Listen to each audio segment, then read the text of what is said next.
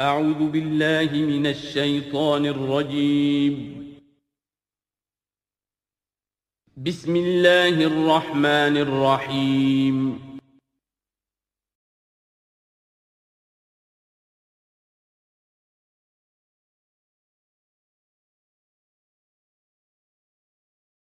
وَإِذَا سَمِعُوا مَا أُنزِلَ إِلَى الرَّسُولِ، اور جب انہوں نے سنا وہ چیز کہ جو رسول پر نازل کی گئی تھی.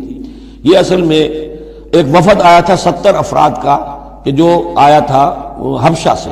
کچھ نو مسلم تھے جو وہاں پر گئے تھے صحابہ، وہ ہجرت کر کے کچھ عرصے رہے تو ان کے ذریعے سے کچھ لوگوں تک اسلام پہنچ گیا تھا.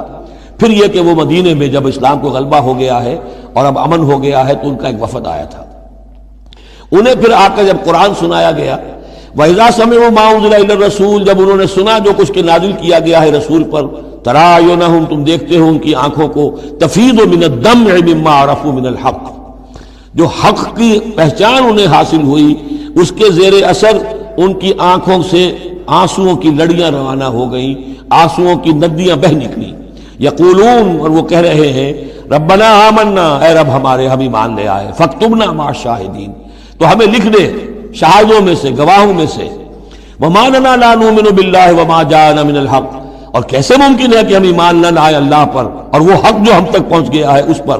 ونطمع ان يدخلنا ربنا، اور ہمیں تو بڑی طمع ہے، بڑی خواہش ہے، ہم چاہتے ہیں کہ ہمیں داخل کرے ہمارا رب مع القوم الصالحین، نیک وکار لوگوں کے ساتھ. فاصابهم اللہ بما قالوا، تو جو کچھ انہوں نے کہا، جو دعا کی، جو ان کا اعلان حق تھا، اس کی وجہ سے اللہ نے ان کو بدلے میں دیا جنات تجری من تحت الانہار، وہ باغات دیے کہ جن کے دامن میں ندیاں بہتی ہوں گی، خالدین فیہا، جس میں وہ ہمیشہ ہمیش رہیں گے. وذالک جزاء المحسنین، اور یہی بدلہ ہے احسان کی روش اختیار کرنے والوں کا، جو اسلام کے بعد ایمان سے بھی آگے احسان تک پہنچ جائیں، ان کا بدلہ یہی ہے.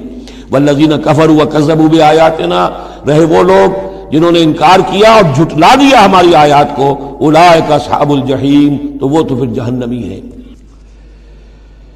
یا ایھا الذین آمنوا لا تحرموا طیبات ما احل اللہ لکم ولا تعتدوا ان اللہ لا يحب المعتدین. صدق اللہ العظیم. شرائع سماویہ میں کھانے پینے کی چیزوں میں حلت و حرمت، تحلیل و تحریم جو ہے، یہ بہرحال ایک اہم موضوع ہے. یہ موضوع آپ کو یاد ہوگا سورہ بقرہ سے چل رہا ہے مسلسل، کہ مشرکانہ اوہام کی وجہ سے ان کے ہاں بہت سی چیزوں کے بارے میں نسل بعد نسل کچھ چیزیں ذہنوں میں بیٹھ گئی تھیں کہ یہ چیزیں حرام ہیں، اور یہ کہ اس قسم کی چیزیں جو ہیں پھر ذہنوں سے، دلوں سے، مزاجوں سے نکلنے میں بہت وقت لیتی ہیں اور بار بار جو ہے اس کی طرف توجہ دلانی پڑتی ہے. فرمایا یا ایھا الذین آمنوا، اہل ایمان، لا تحرموا طیبات ما احل اللہ لکم، نہ حرام ٹھہرا لو ان پاکیزہ چیزوں کو جنہیں اللہ نے تمہارے لیے حلال ٹھہرایا ہے. ولا تعتدوا، اور حد سے تجاوز نہ کرو. یہ بھی ہوتا ہے کہ کچھ لوگ اپنے تقویٰ کے جوش میں اور بہت زیادہ نیکی کے جذبے میں بھی بہت سی چیزیں کہ جو حلال ہیں ان کو اپنے اوپر حرام کر بیٹھتے ہیں. ان اللہ لا يحب المعتدین، یقیناً اللہ تعالی حد سے تجاوز کرنے والوں کو پسند نہیں کرتا. وَكُلُوا مِمَّا رَزَقَكُمُ اللَّهُ حَلَالًا طَيِّبًا، کھاؤ ان چیزوں میں سے جو تمہارے رب نے تمہیں دی ہیں، اللہ نے دی ہیں، جو حلال بھی ہیں طیب بھی ہیں. حلال ہوں قانونی طور پر، صاف ستھری ہوں، پاک ہوں. وَاتَّقُوا اللَّهَ الَّذِي أَنتُم بِهِ مُؤْمِنُونَ، اور اس اللہ کا تقوی اختیار کیے رکھو کہ جس پر تمہارا ایمان ہے. لا یؤاخذکم اللہ باللغو فی ایمانکم، یہ قسموں کے سلسلے میں سورہ بقرہ میں بھی بات آئی تھی، اب آخری حکم آ رہا ہے. اللہ تعالیٰ مؤاخذہ نہیں کرے گا تم سے تمہاری قسموں میں سے جو لغو ہوتی ہیں، بغیر کسی مقصد کے، بغیر کسی ارادے کے، واللہ باللہ تکیہ کلام کے طور پر استعمال کرنا، جو عربوں کی خاص عادت تھی اور آج تک ہے. تو اس کو ظاہر بات ہے کوئی نہیں سمجھتا کہ یہ قسم کھا رہا ہے، یہ تو گویا کہ ان کا تکیہ کلام ہے، تو اس پر مؤاخذہ نہیں ہے. وَلَٰكِن يُؤَاخِذُكُم بِمَا عَقَّدتُّمُ الْأَيْمَانَ، لیکن اللہ مؤاخذہ کرے گا ان چیزوں پر کہ جو تم نے قسم باندھی ہے. عقدتم، اب اس میں تاکید باب تفعیل ہے، پورے اہتمام کے ساتھ تم نے ایک بات طے کی ہے، اس پر قسم کھائی ہے. فَكَفَّارَتُهُ، اب اگر ایسی قسم کو توڑنا ہو تو اس کا ایک کفارہ ہے. فکفارتہ اطعام 10 مساکین من اوسط ما تطعمون اہلیکم، اس کو کھانا کھلانا ہے 10 مساکین کو، محتاج کو، وہ اوسط کھانا کہ تم اپنے گھر والوں کو کھلاتے ہو، او کسوتہم، یا پھر ان کو کوئی کپڑا دینا ہے، او تحریر رقبہ، یا تیسری شکل یہ ہے کہ کسی غلام کو آزاد کرنا ہے۔ فمن لم یجد، اور اگر کسی کے پاس ان تینوں کی کوئی صورت موجود نہ ہو، کوئی بالکل فقیر ہے اور بالکل اس کے پاس کچھ نہیں ہے، مفلس ہے، فصیام 3 ایام، تو 3 دن کے وہ روزے رکھے۔ ذالک کفارۃ ایمانکم اذا حلفتم، یہ کفارہ ہے تمہاری قسموں کا جب کہ تم وہ قسم کھا بیٹھو۔ واحفظوا ایمانکم، اور اپنی قسموں کی حفاظت کرو۔ کذالک، اس کا مطلب یہ نہیں کہ لازماً ان کو برقرار رکھو، یعنی کہ قسم اگر ایسی ہے کہ جو کھولنی ہے، توڑنی ہے، جذبات میں کھا بیٹھے ہیں تو کفارہ دو، یہ بھی اس کی حفاظت میں آ گیا۔ واحفظوا ایمانکم کذالک یبین اللہ لکم آیاتہ لعلکم تشکرون، اس طرح اللہ تعالیٰ تمہارے لیے اپنی آیات کو واضح فرما رہا ہے تاکہ تم شکر کرو، حق ادا کرو۔ یا ایھا الذین آمنوا، اب یہ شراب اور جوئے کے بارے میں بھی آخری حکم۔ یا ایھا الذین آمنوا انما الخمر والمیسر والانصاب والازلام رجس من عمل الشیطان فاجتنبوہ لعلکم تفلحون۔ اہل ایمان، یقیناً شراب اور جوا اور بت اور پانسے، یہ سب گندے کام ہیں، شیطان کے عمل میں سے ہیں۔ فاجتنبوہ، تو اس سے بچ کر رہو، لعلکم تفلحون، تاکہ تم فلاح پاؤ۔ تو شراب اور جوا تو پہلے بھی آ چکا ہے، لیکن انصاب اور ازلام وہ تقسیم کرتے تھے پانسوں کے ذریعے سے اور پھر ازلام کے ذریعے سے، ان کا وہ بھی ایک جوئے کی قسم بن جاتی تھی۔ تو ان تمام چیزوں کو جو ہے رجس من عمل الشیطان قرار دیا۔ انما یرید الشیطان ان یوقع بینکم العداوۃ والبغضاء، یقیناً شیطان تو یہ چاہتا ہے کہ ان چیزوں کے ذریعے سے تمہارے اندر دشمنی اور بغض پیدا کر دے۔ یہ بہت اہم بات ہے کہ شراب کے نشے میں بھی انسان چونکہ اپنا ہوش اور شعور کھو بیٹھتا ہے، تو اب اسے کچھ معلوم نہیں کیا بکواس اس نے کی ہے، کیا کر رہا ہے۔ اس سے بھی یہ ہے کہ بہت سے جھگڑے شروع ہو جائیں گے، فساد شروع ہو جائے گا۔ آپ کو معلوم ہے کہ بہت بڑے بڑے راز جو ہیں اس زمانے میں، بڑی بڑی حکومتوں کے، امپائرز کے، سپر پاورز کے، وہ شراب کے نشے میں جو ہیں وہ چرا لیے جاتے ہیں اور وہ راز نکل جاتے ہیں۔ تو اللہ تعالیٰ یہ ان چیزوں سے تمہیں بچانا چاہتا ہے، اور شیطان چاہتا ہے کہ تمہارے مابین عداوت اور بغض پیدا کر دے۔ اسی طریقے سے جوئے میں بھی چونکہ آدمی دیکھ رہا ہے، وہ اس نے ہارا، پھر کچھ اور ہارا، پھر کچھ اور ہارا، ایک وقت آتا ہے کہ پھر وہ برسٹ ہو جاتا ہے غصے میں اور وہ آگ بگولا ہو جاتا ہے، اس لیے کہ ظاہر بات ہے اسے نظر آ رہا ہے کہ جو مجھ سے جیت رہا ہے وہ کسی محنت کی وجہ سے نہیں جیت رہا ہے۔ اگر تو کوئی محنت ہو، کوئی کوشش ہو، کسی نے کمایا ہو، تو ظاہر بات ہے اسے انسان گرج نہیں کرتا کہ ٹھیک ہے اس نے محنت کی ہے اور اس نے مجھ سے یہ مزدوری لی ہے یا مجھ سے یہ کمائی حاصل کی ہے۔ لیکن یہ کہ ایک وقت آتا ہے کہ پھر جواری جو ہے وہ آپے سے باہر ہو جاتا ہے۔ انما یرید الشیطان ان یوقع بینکم العداوۃ والبغضاء فی الخمر والمیسر، شیطان تو یہ چاہتا ہے کہ اس شراب اور جوئے کے ذریعے سے تمہارے اندر، تمہارے مابین دشمنی اور بیر پیدا کر دے، اور اس سے بھی آگے وَيَصُدَّكُمْ عَنْ ذِكْرِ اللَّهِ وَعَنِ الصَّلَاةِ، اور یہ کہ تمہیں روکے رکھے اللہ کی یاد سے اور نماز سے۔ یہ معاملہ بھی شراب کا تو بالکل واضح ہے، لیکن یہ کہ جوئے میں بھی یہ ہوتا ہے کہ ایک آدمی دفعہ اس میں لگ جائے تو پھر یہ کہ وہاں سے نکلنا مشکل ہوتا ہے۔ جیسے تاش کا معاملہ ہے یا اور شطرنج ہے، یہ کھیل ایسے ہیں کہ جن کے اندر لگ کر پھر انسان جو ہے ان چیزوں سے غافل ہو جاتا ہے۔ فَهَلْ أَنْتُمْ مُنْتَهُونَ، تو اب باز آتے ہو یا نہیں؟ یہ انداز جو ہے یہ بڑا سخت ہے۔ اس میں پس منظر میں کیا ہے کہ تمہیں سب سے پہلی بات جو کہی گئی تھی یسألونک عن الخمر والمیسر قل فیہما اسم کبیر ومنافع للناس واسمہما اکبر من نفعہما، تو تمہیں سمجھ لینا چاہیے تھا، اسی وقت بات آ جانا چاہیے تھا۔ جو رخ تھا اللہ تعالیٰ کی جو مصلحت تھی، شریعت کا جو رخ تھا وہ تو واضح ہو گیا تھا۔ خیر چلیے، اس پر بھی تم نے نہیں مانا۔ پھر اگلا قدم ہم نے اٹھایا اور کہا کہ اگر شراب کے نشے میں ہو تو نماز کے قریب نہ جاؤ۔ اس سے تو پھر اب پوری طریقے سے واضح ہو جانا چاہیے تھا کہ دین کی اہم ترین چیز جو ہے وہ نماز ہے، صلاۃ و عماد الدین، دین کا ستون ہے، اور یہ جو شے ہے وہ ہمیں نماز سے روک رہی ہے، تو تمہیں چھوڑ دینا چاہیے تھا۔ بہرحال اب یہ کہ آخری بات ہماری طرف سے آ گئی ہے، فَهَلْ أَنْتُمْ مُنْتَهُونَ، تو اب بھی بعد آؤ گے کہ نہیں؟ وَأَطِيعُوا اللَّهَ وَأَطِيعُوا الرَّسُولَ، اور اطاعت کرو اللہ کی اور اطاعت کرو رسول کی صلی اللہ علیہ وسلم، وَاحْذَرُوا، اور بچتے رہو۔ فَإِن تَوَلَّيْتُمْ فَاعْلَمُوا أَنَّمَا عَلَىٰ رَسُولِنَا الْبَلَاغُ الْمُبِينُ، اور اگر تم پھر جاؤ گے، پیٹھ موڑ لو گے، ہماری اس حکم سے سرتابی کرو گے، فَاعْلَمُوا تو جان لو، انما علی رسولنا البلاغ المبین کہ ہمارے رسول پر تو ذمہ داری ہے صاف صاف پہنچا دینے کی۔ یہ حکم اللہ کا ہے، اللہ کا حکم پہنچانا رسول کے ذمہ تھا، رسول نے پہنچا دیا، اپنا کام کر دیا۔ اب معاملہ ہوگا اللہ کا اور تمہارا، اللہ تم سے نپٹے گا، تم سے حساب لے گا۔ یہ جو اب اگلی آیت آ رہی ہے یہ بھی قرآن مجید کے فلسفہ، حکمت اور دین کی بڑی گہری باتوں کے ضمن میں بہت بنیادی آیت ہے۔ اور اس کا پس منظر یہ ہے کہ جب شراب کے بارے میں اتنا سخت انداز آیا کہ یہ رجسن، گندے کام ہیں، عمل شیطان میں سے ہیں، باز آتے ہو کہ نہیں، تو بہت سے مسلمانوں کو تشویش ہو گئی کہ ہم جو شراب پیتے رہے، اتنا عرصے تک پیتے رہے، یہ گندگی تو ہماری ہڈیوں میں بیٹھ گئی ہوگی۔ آج کا کوئی شخص کہے گا کہ میرا شاید کوئی سیل بھی نہ ہو جسم کا کہ جس میں شراب کے اثرات نہ پہنچ گئے ہوں، تو میں کیسے پاک ہوں گا؟ کس طریقے سے یہ چیز جو ہے اب یہ گندگی میرے جسم میں سے دھلے گی؟ تو یہ تشویش جو ہے اس کو رفع کرنے کے لیے، جیسے تحویل قبلہ کے وقت تشویش ہو گئی تھی کہ 16 مہینے جو ہم نے نمازیں پڑھی، اگر اصل قبلہ تھا کعبہ اور ہم نمازیں پڑھتے رہے بیت المقدس کی طرف رخ کر کے، تو وہ نمازیں تو ضائع ہو گئی۔ اور نماز ہی تو ایمان ہے، وما کان اللہ لیضیع ایمانکم، نہیں اللہ تعالیٰ تمہارے ایمان کو ضائع کرنے والا نہیں ہے۔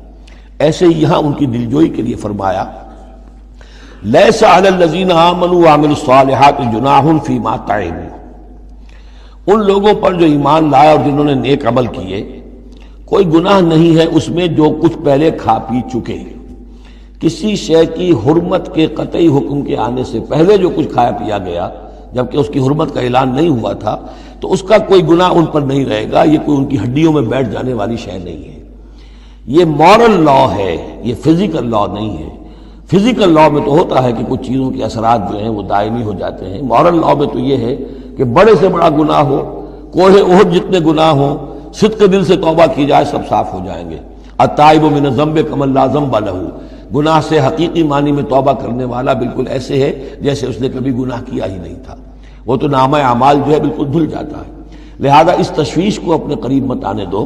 لیس علی الذین آمنوا وعملوا الصالحات جناح فیما طعموا، اب جو آ رہا حصہ اذا اتقوا وآمنوا وعملوا الصالحات ثم اتقوا وآمنوا ثم اتقوا واحسنوا واللہ یحب المحسنین، جب تک کہ وہ تقوی کی روش اختیار کیے رکھیں اور ایمان لائیں اور نیک عمل کریں، پھر اور تقوی میں بڑھے اور ایمان لائیں، پھر اور تقوی میں بڑھے اور درجہ احسان پہ فائز ہو جائیں۔ واللہ یحب المحسنین، اور اللہ تعالیٰ محسنوں سے محبت کرتا ہے۔ یہ 3 درجے ہیں اصل میں۔ ایک درجہ اسلام ہے، اللہ کو مان لیا، رسول کو مان لیا اور اس کے احکام پر چل رہے ہیں۔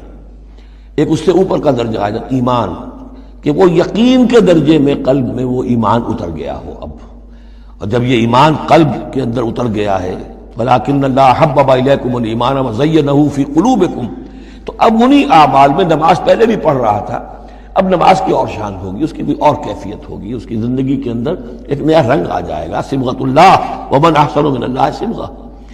اس سے بھی آگے جا کر جب یہ ایمان اتنا گہرا ہو جائے کہ بالکل جیسے آنکھوں سے کوئی شخص کسی چیز کو دیکھ رہا ہو تو یقین ہوتا ہے، ان تعبد اللہ کانک تراہ فإن لم تکن تراہ فإنہ یراک، جب یہ کیفیت ہو جائے کہ تم اللہ کی بندگی کرو، اللہ کے لیے جہاد کرو، عمل کرو، بھاگ دوڑ کرو، اللہ کا تقویٰ اتنا ہو جائے کہ جیسے کہ تم اللہ کو اپنی آنکھوں سے دیکھ رہے ہو، تو یہ درجہ احسان ہے۔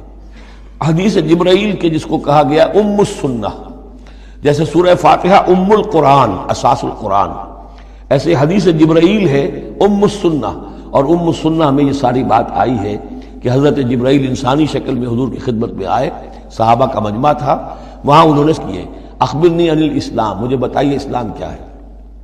اسلام میں بھی ایمان تو ہے نا، قانونی ایمان، زبانی ایمان تو ہے، لیکن اس کے ساتھ اعمال علیحدہ گنے گئے۔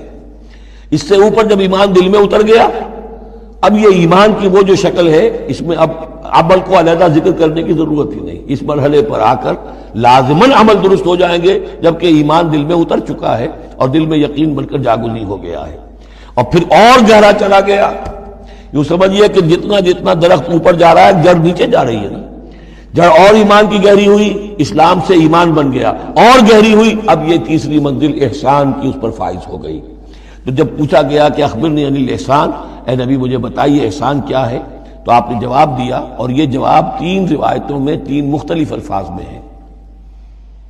ان تعمل للہ کانک تراہ، ان تخشى اللہ کانک تراہ، ان تعبد اللہ کانک تراہ، فإن لم تکن تراہ فإنہ یراک، یہ تینوں میں ہے۔ اللہ کی بندگی، اللہ کی پرستش، اللہ کے لیے بھاگ دوڑ، اللہ کے لیے عمل، اللہ کے لیے جہاد، یہ انسان ایسی کیفیت سے سرشار ہو کر رہا ہو گویا کہ اپنی آنکھوں سے اللہ کو دیکھ رہا ہے۔ تو جب اللہ سامنے ہوگا تو کیسے کچھ ہمارے جذبات عبدیت ہوں گے، کیسی کیسی ہماری قلب کی کیفیات ہوں گی۔ اس دنیا میں بھی یہ کیفیت حاصل ہو سکتی ہے، لیکن یہ اگر بہت کم لوگوں کو حاصل ہو تو اس سے ایک نچلا درجہ بھی ہے احسان کا، کہ کم سے کم یہ بات ہر وقت مستحضر رہے کہ اللہ مجھے دیکھ رہا ہے۔ فَإِن لَمْ تَكُنْ تَرَاهُ فَإِنَّهُ يَرَاكَ۔ تو یہ 3 درجے ہیں جو یہاں آئے، کہ ایک بیس لائن ہے لَيْسَ عَلَى الَّذِينَ آمَنُوا وَعَمِلُوا الصَّالِحَاتِ، یہ بیس لائن ہے، جُنَاحٌ فِيمَا طَعِمُوا إِذَا مَا اتَّقَوْا۔ اصل میں ایک کتاب مولانا مودودی صاحب کی ہے، تحریک اسلامی کی اخلاقی بنیادیں، اور بڑی اچھی کتاب ہے، اسلام، ایمان، احسان، لیکن ساتھ ہی تقوی، 4 الفاظ انہوں نے لیے ہیں اور 4 مراتب قرار دیے ہیں۔ اس میں سے تشریحات تو ساری ٹھیک ہیں، لیکن میں ترتیب کے اعتبار سے اس آیت کی روح سے میرے نزدیک اس میں ایک اصلاح کی ضرورت ہے۔ تقوی کوئی مقام نہیں ہے، تقوی وہ اسپرٹ ہے، ڈرائیونگ اسپرٹ، جو دھکا دیتی رہے گی اور اوپر اٹھائے گی۔ چنانچہ تقوی کی یہاں کی تکرار ہو رہی ہے کہ بیس لائن سے تقوی نے اوپر آپ کو کیا، اب آپ اذا ما اتقوا وآمنوا وعملوا الصالحات، آپ کے ایمان اور عمل صالح میں اور رنگ پیدا ہو گیا۔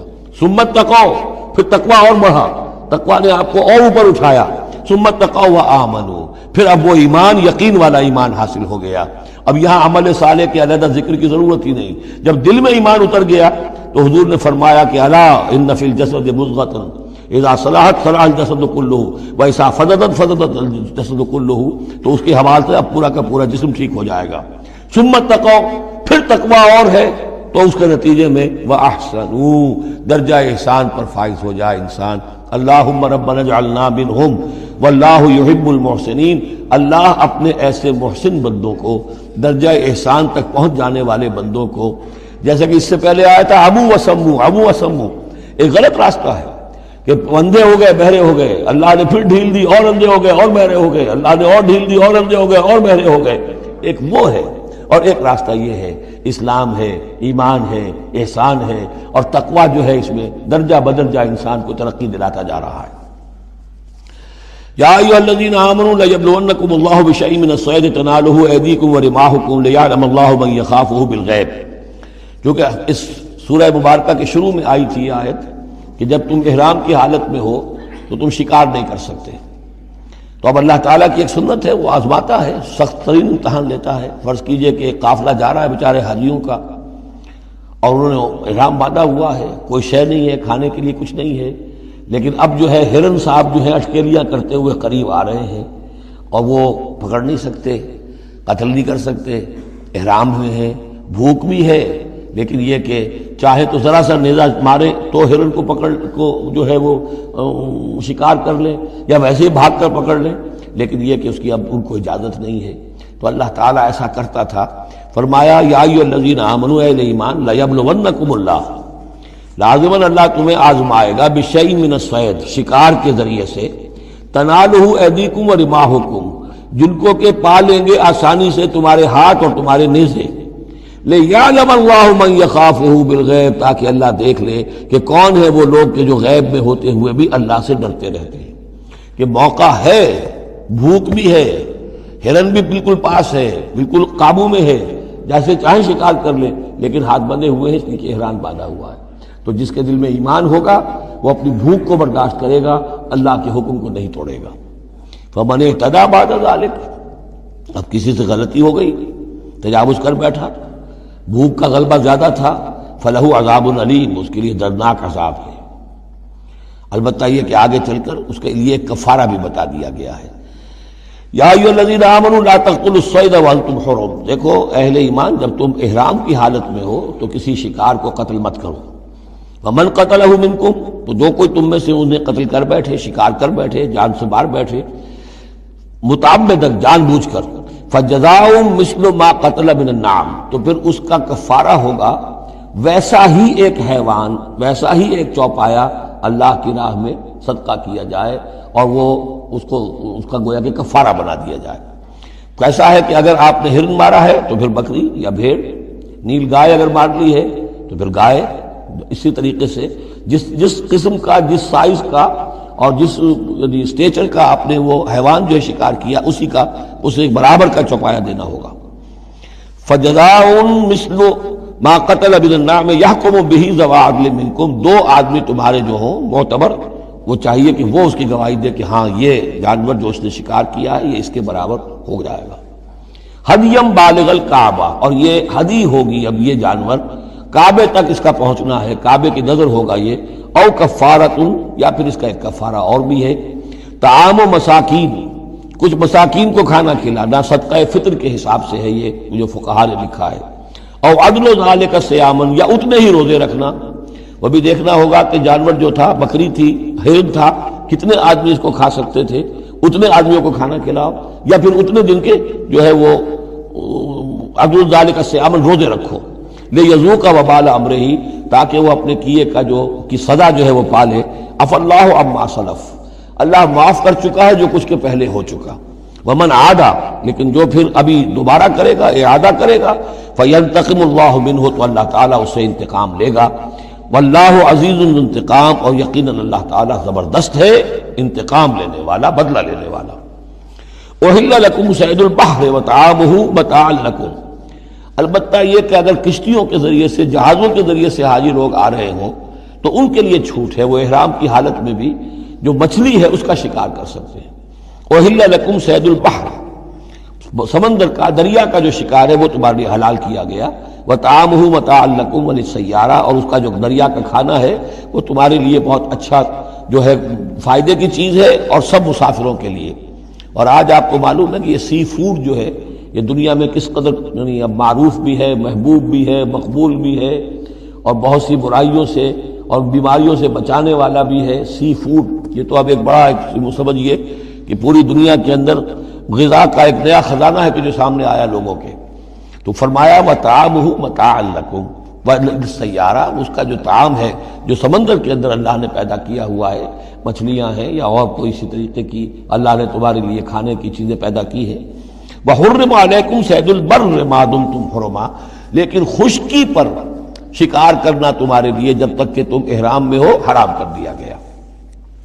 واتقوا اللہ الذی الیہ تحشرون، اور اللہ کا تقوی اختیار کیے رکھو جس کی طرف کہ تمہیں لازماً جمع کر دیا جائے گا، لے جائے جاؤ گے گھیراؤ کر کے۔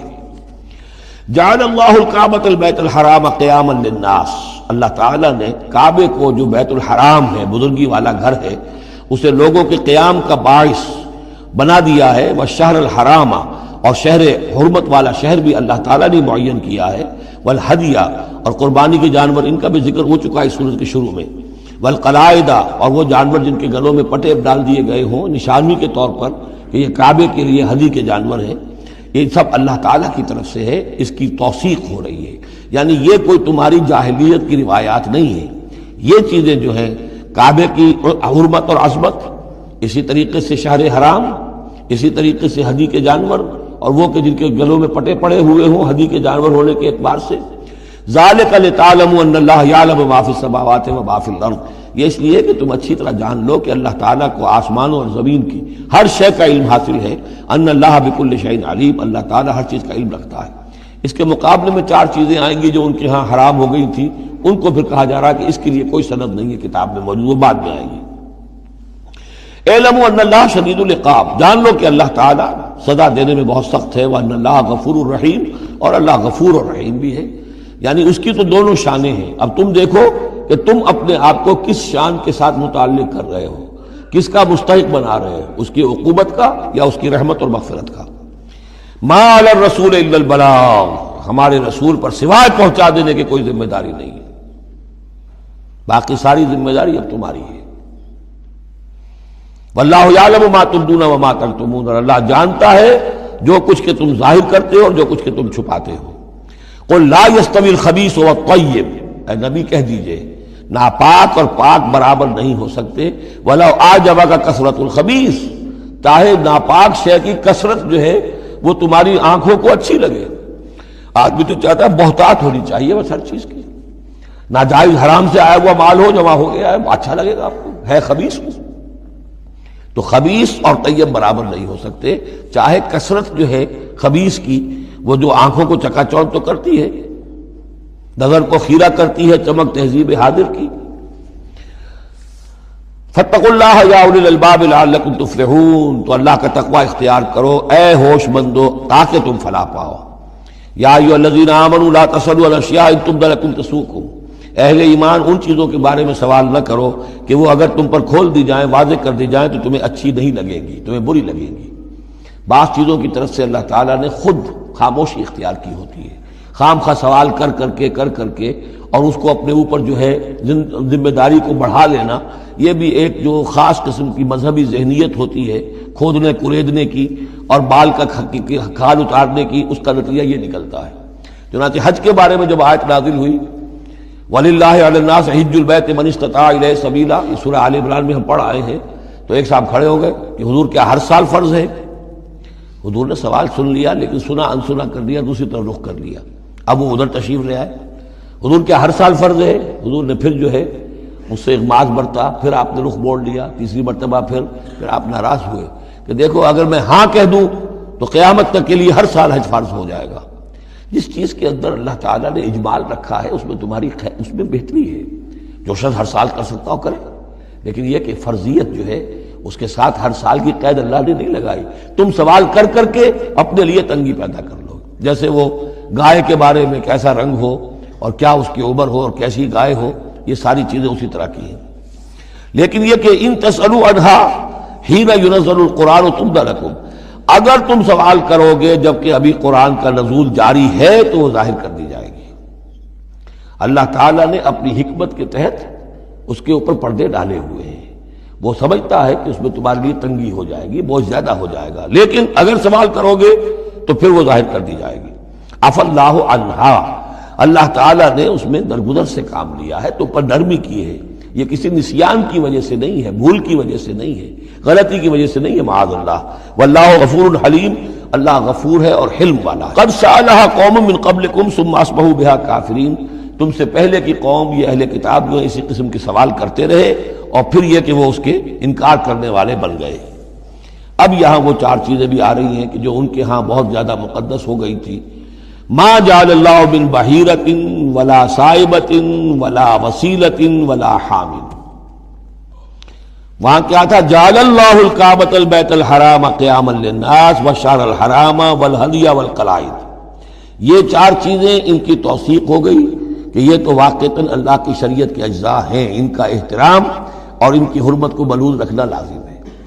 یہ چار چیزیں یہ تمہارے جاہلیت کے دور کے جو مشرکانہ اوہام ہیں ان کی یادگاریں ہیں، اس کے لیے اللہ کی طرف سے کوئی سند نہیں ہے. ان چیزوں کے بارے میں بہت سے اقوال ہیں، لیکن میں یہاں آپ کو پڑھ کر سنا رہا ہوں کہ جو حضرت سعید ابن مسیب رحمۃ اللہ علیہ کی تفسیر صحیح بخاری میں جو ان الفاظ کی آئی ہے وہ مولانا شبیر احمد عثمانی صاحب نے اپنے حواشی میں نقل کی ہے.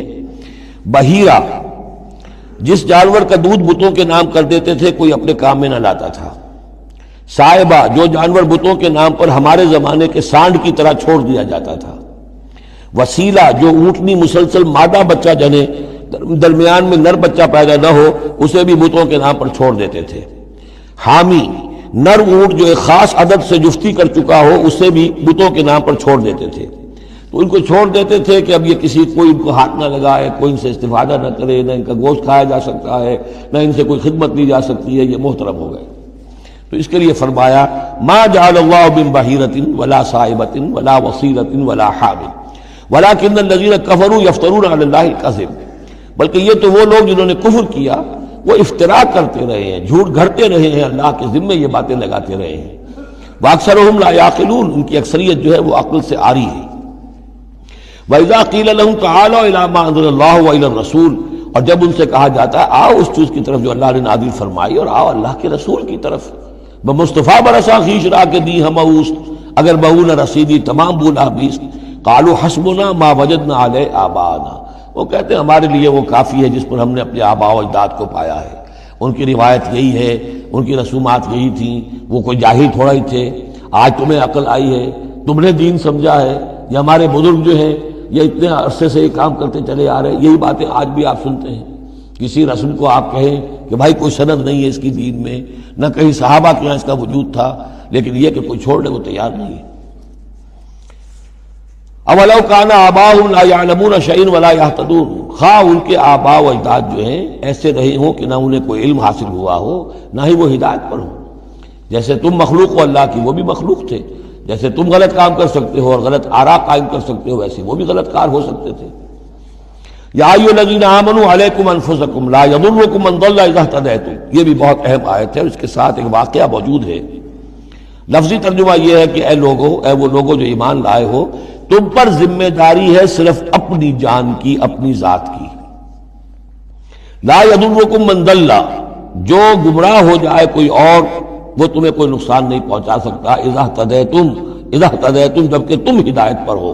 الی اللہ مرجعکم جمیعا فینبئکم بما کنتم تعملون، اللہ ہی کی طرف تم سب کو لوٹ کر جانا ہے اور وہ تمہیں بتا دے گا جو کچھ کہ تم کرتے رہے تھے۔ اس آیت کا ایک غلط مفہوم جو ہے وہ دور صحابہ ہی میں سے بعض لوگوں نے نکال لیا کہ دعوت اور تبلیغ کی کوئی ذمہ داری نہیں ہے، ہر ایک پر ذمہ داری اپنی ہے، کوئی کیا کرتا ہے اس سے مجھے کیا بحث۔ دیکھو قرآن میں لکھا ہوا ہے یا ایھا الذین آمنوا علیکم انفسکم، مجھے اپنا عمل درست رکھنا ہے، باقی کوئی اور غلط کام کرتا ہے میں خام خواہ اسے روکوں ٹوکوں ناراضی بول لوں، نہیں عن المنکر امر بالمعروف، اس کی کوئی ذمہ داری نہیں ہے۔ قرآن کہہ رہا ہے علیکم انفسکم لا یضرکم من ضل اذا اہتدیتم، اگر تم ہدایت کے اوپر ہوگے، صحیح راستے پر ہوگے، تو کوئی کتنا ہی گمراہ ہو جائے اس کا تمہیں کوئی نقصان نہیں۔ تو حضرت ابوبکر رضی اللہ تعالیٰ عنہ نے پھر خطبہ دیا باقاعدہ کہ لوگوں میں دیکھ رہا ہوں کہ تم اس آیت کا مطلب غلط سمجھ رہے ہو۔ مطلب تو یہ ہے کہ تمہاری ساری تبلیغ اور کوشش امر بالمعروف نہی عن المنکر کے باوجود کوئی شخص گمراہ رہتا ہے تو اس کا تم پر کوئی وبال نہیں۔ یہ بار بار ہم پڑھ چکے ہیں۔ لا تسألوا عن اصحاب الجحیم، اے نبی آپ سے کوئی باز پرس نہیں ہوگی جہنمیوں کے بارے میں کہ یہ کیسے ہو گیا ہے محمد کہ ہم نے آپ کو بھیجا اور پھر بھی یہ قوم جو ہے جہنم میں چلی گئی۔ لیکن جہاں تک دعوت، تبلیغ، نصیحت، نہی عن المنکر، امر بالمعروف، یہ فرائض میں سے ہے، یہ فرض ساقط نہیں ہوتا اس آیت کی روح سے، بلکہ تمہاری ساری کوشش کے باوجود کوئی شخص ہے، والد ہے، بچہ فرض کیجئے اس کا کہیں آوارہ ہو گیا ہے، اپنی امکانی حد تک کوشش کیے جا رہا ہے، نہیں بچہ راستے پر آ رہا، تو ظاہر بات ہے کہ اللہ کے ہاں اگر اس نے پوری کوشش کی ہے، جد و جہد کی ہے، کوئی کوتاہی نہیں چھوڑی ہے اس میں، تو اب اس کا وبال اس پر تو نہیں آئے گا، لیکن اپنا فرض ادا کرنا لازم ہے۔ یا ایھا الذین آمنوا علیکم انفسکم لا یضرکم من ضل اذا اہتدیتم الی اللہ مرجعکم جمیعا فینبئکم بما کنتم تعملون، تو تم سب کو لوٹ کر جانا ہے اللہ ہی کی طرف اور پھر وہ تمہیں جتلا دے گا جو کچھ کہ تم کرتے رہے تھے۔ یا ایھا الذین آمنوا شہادۃ بینکم اذا حضر احدکم الموت حین الوصیۃ اثنان ذوی عدل منکم، اہل ایمان تمہارے مابین شہادت کا نصاب، جبکہ تم میں سے کسی کی موت کا وقت آ جائے اور وہ وصیت کر رہا ہو تو دو معتبر اشخاص کا ہونا چاہیے۔ جو وصیت کر رہا ہے، اور ظاہر بات ہے کہ وصیت ایک تہائی سے زیادہ میں نہیں ہو سکتی، لیکن کسی کی زیادہ بڑی جائیداد ہے تو ایک تہائی کی بات بھی تو بڑی ہو سکتی ہے، تو وصیت کے وقت دو گواہ ضرور بنا لو کہ یہ وصیت کی گئی۔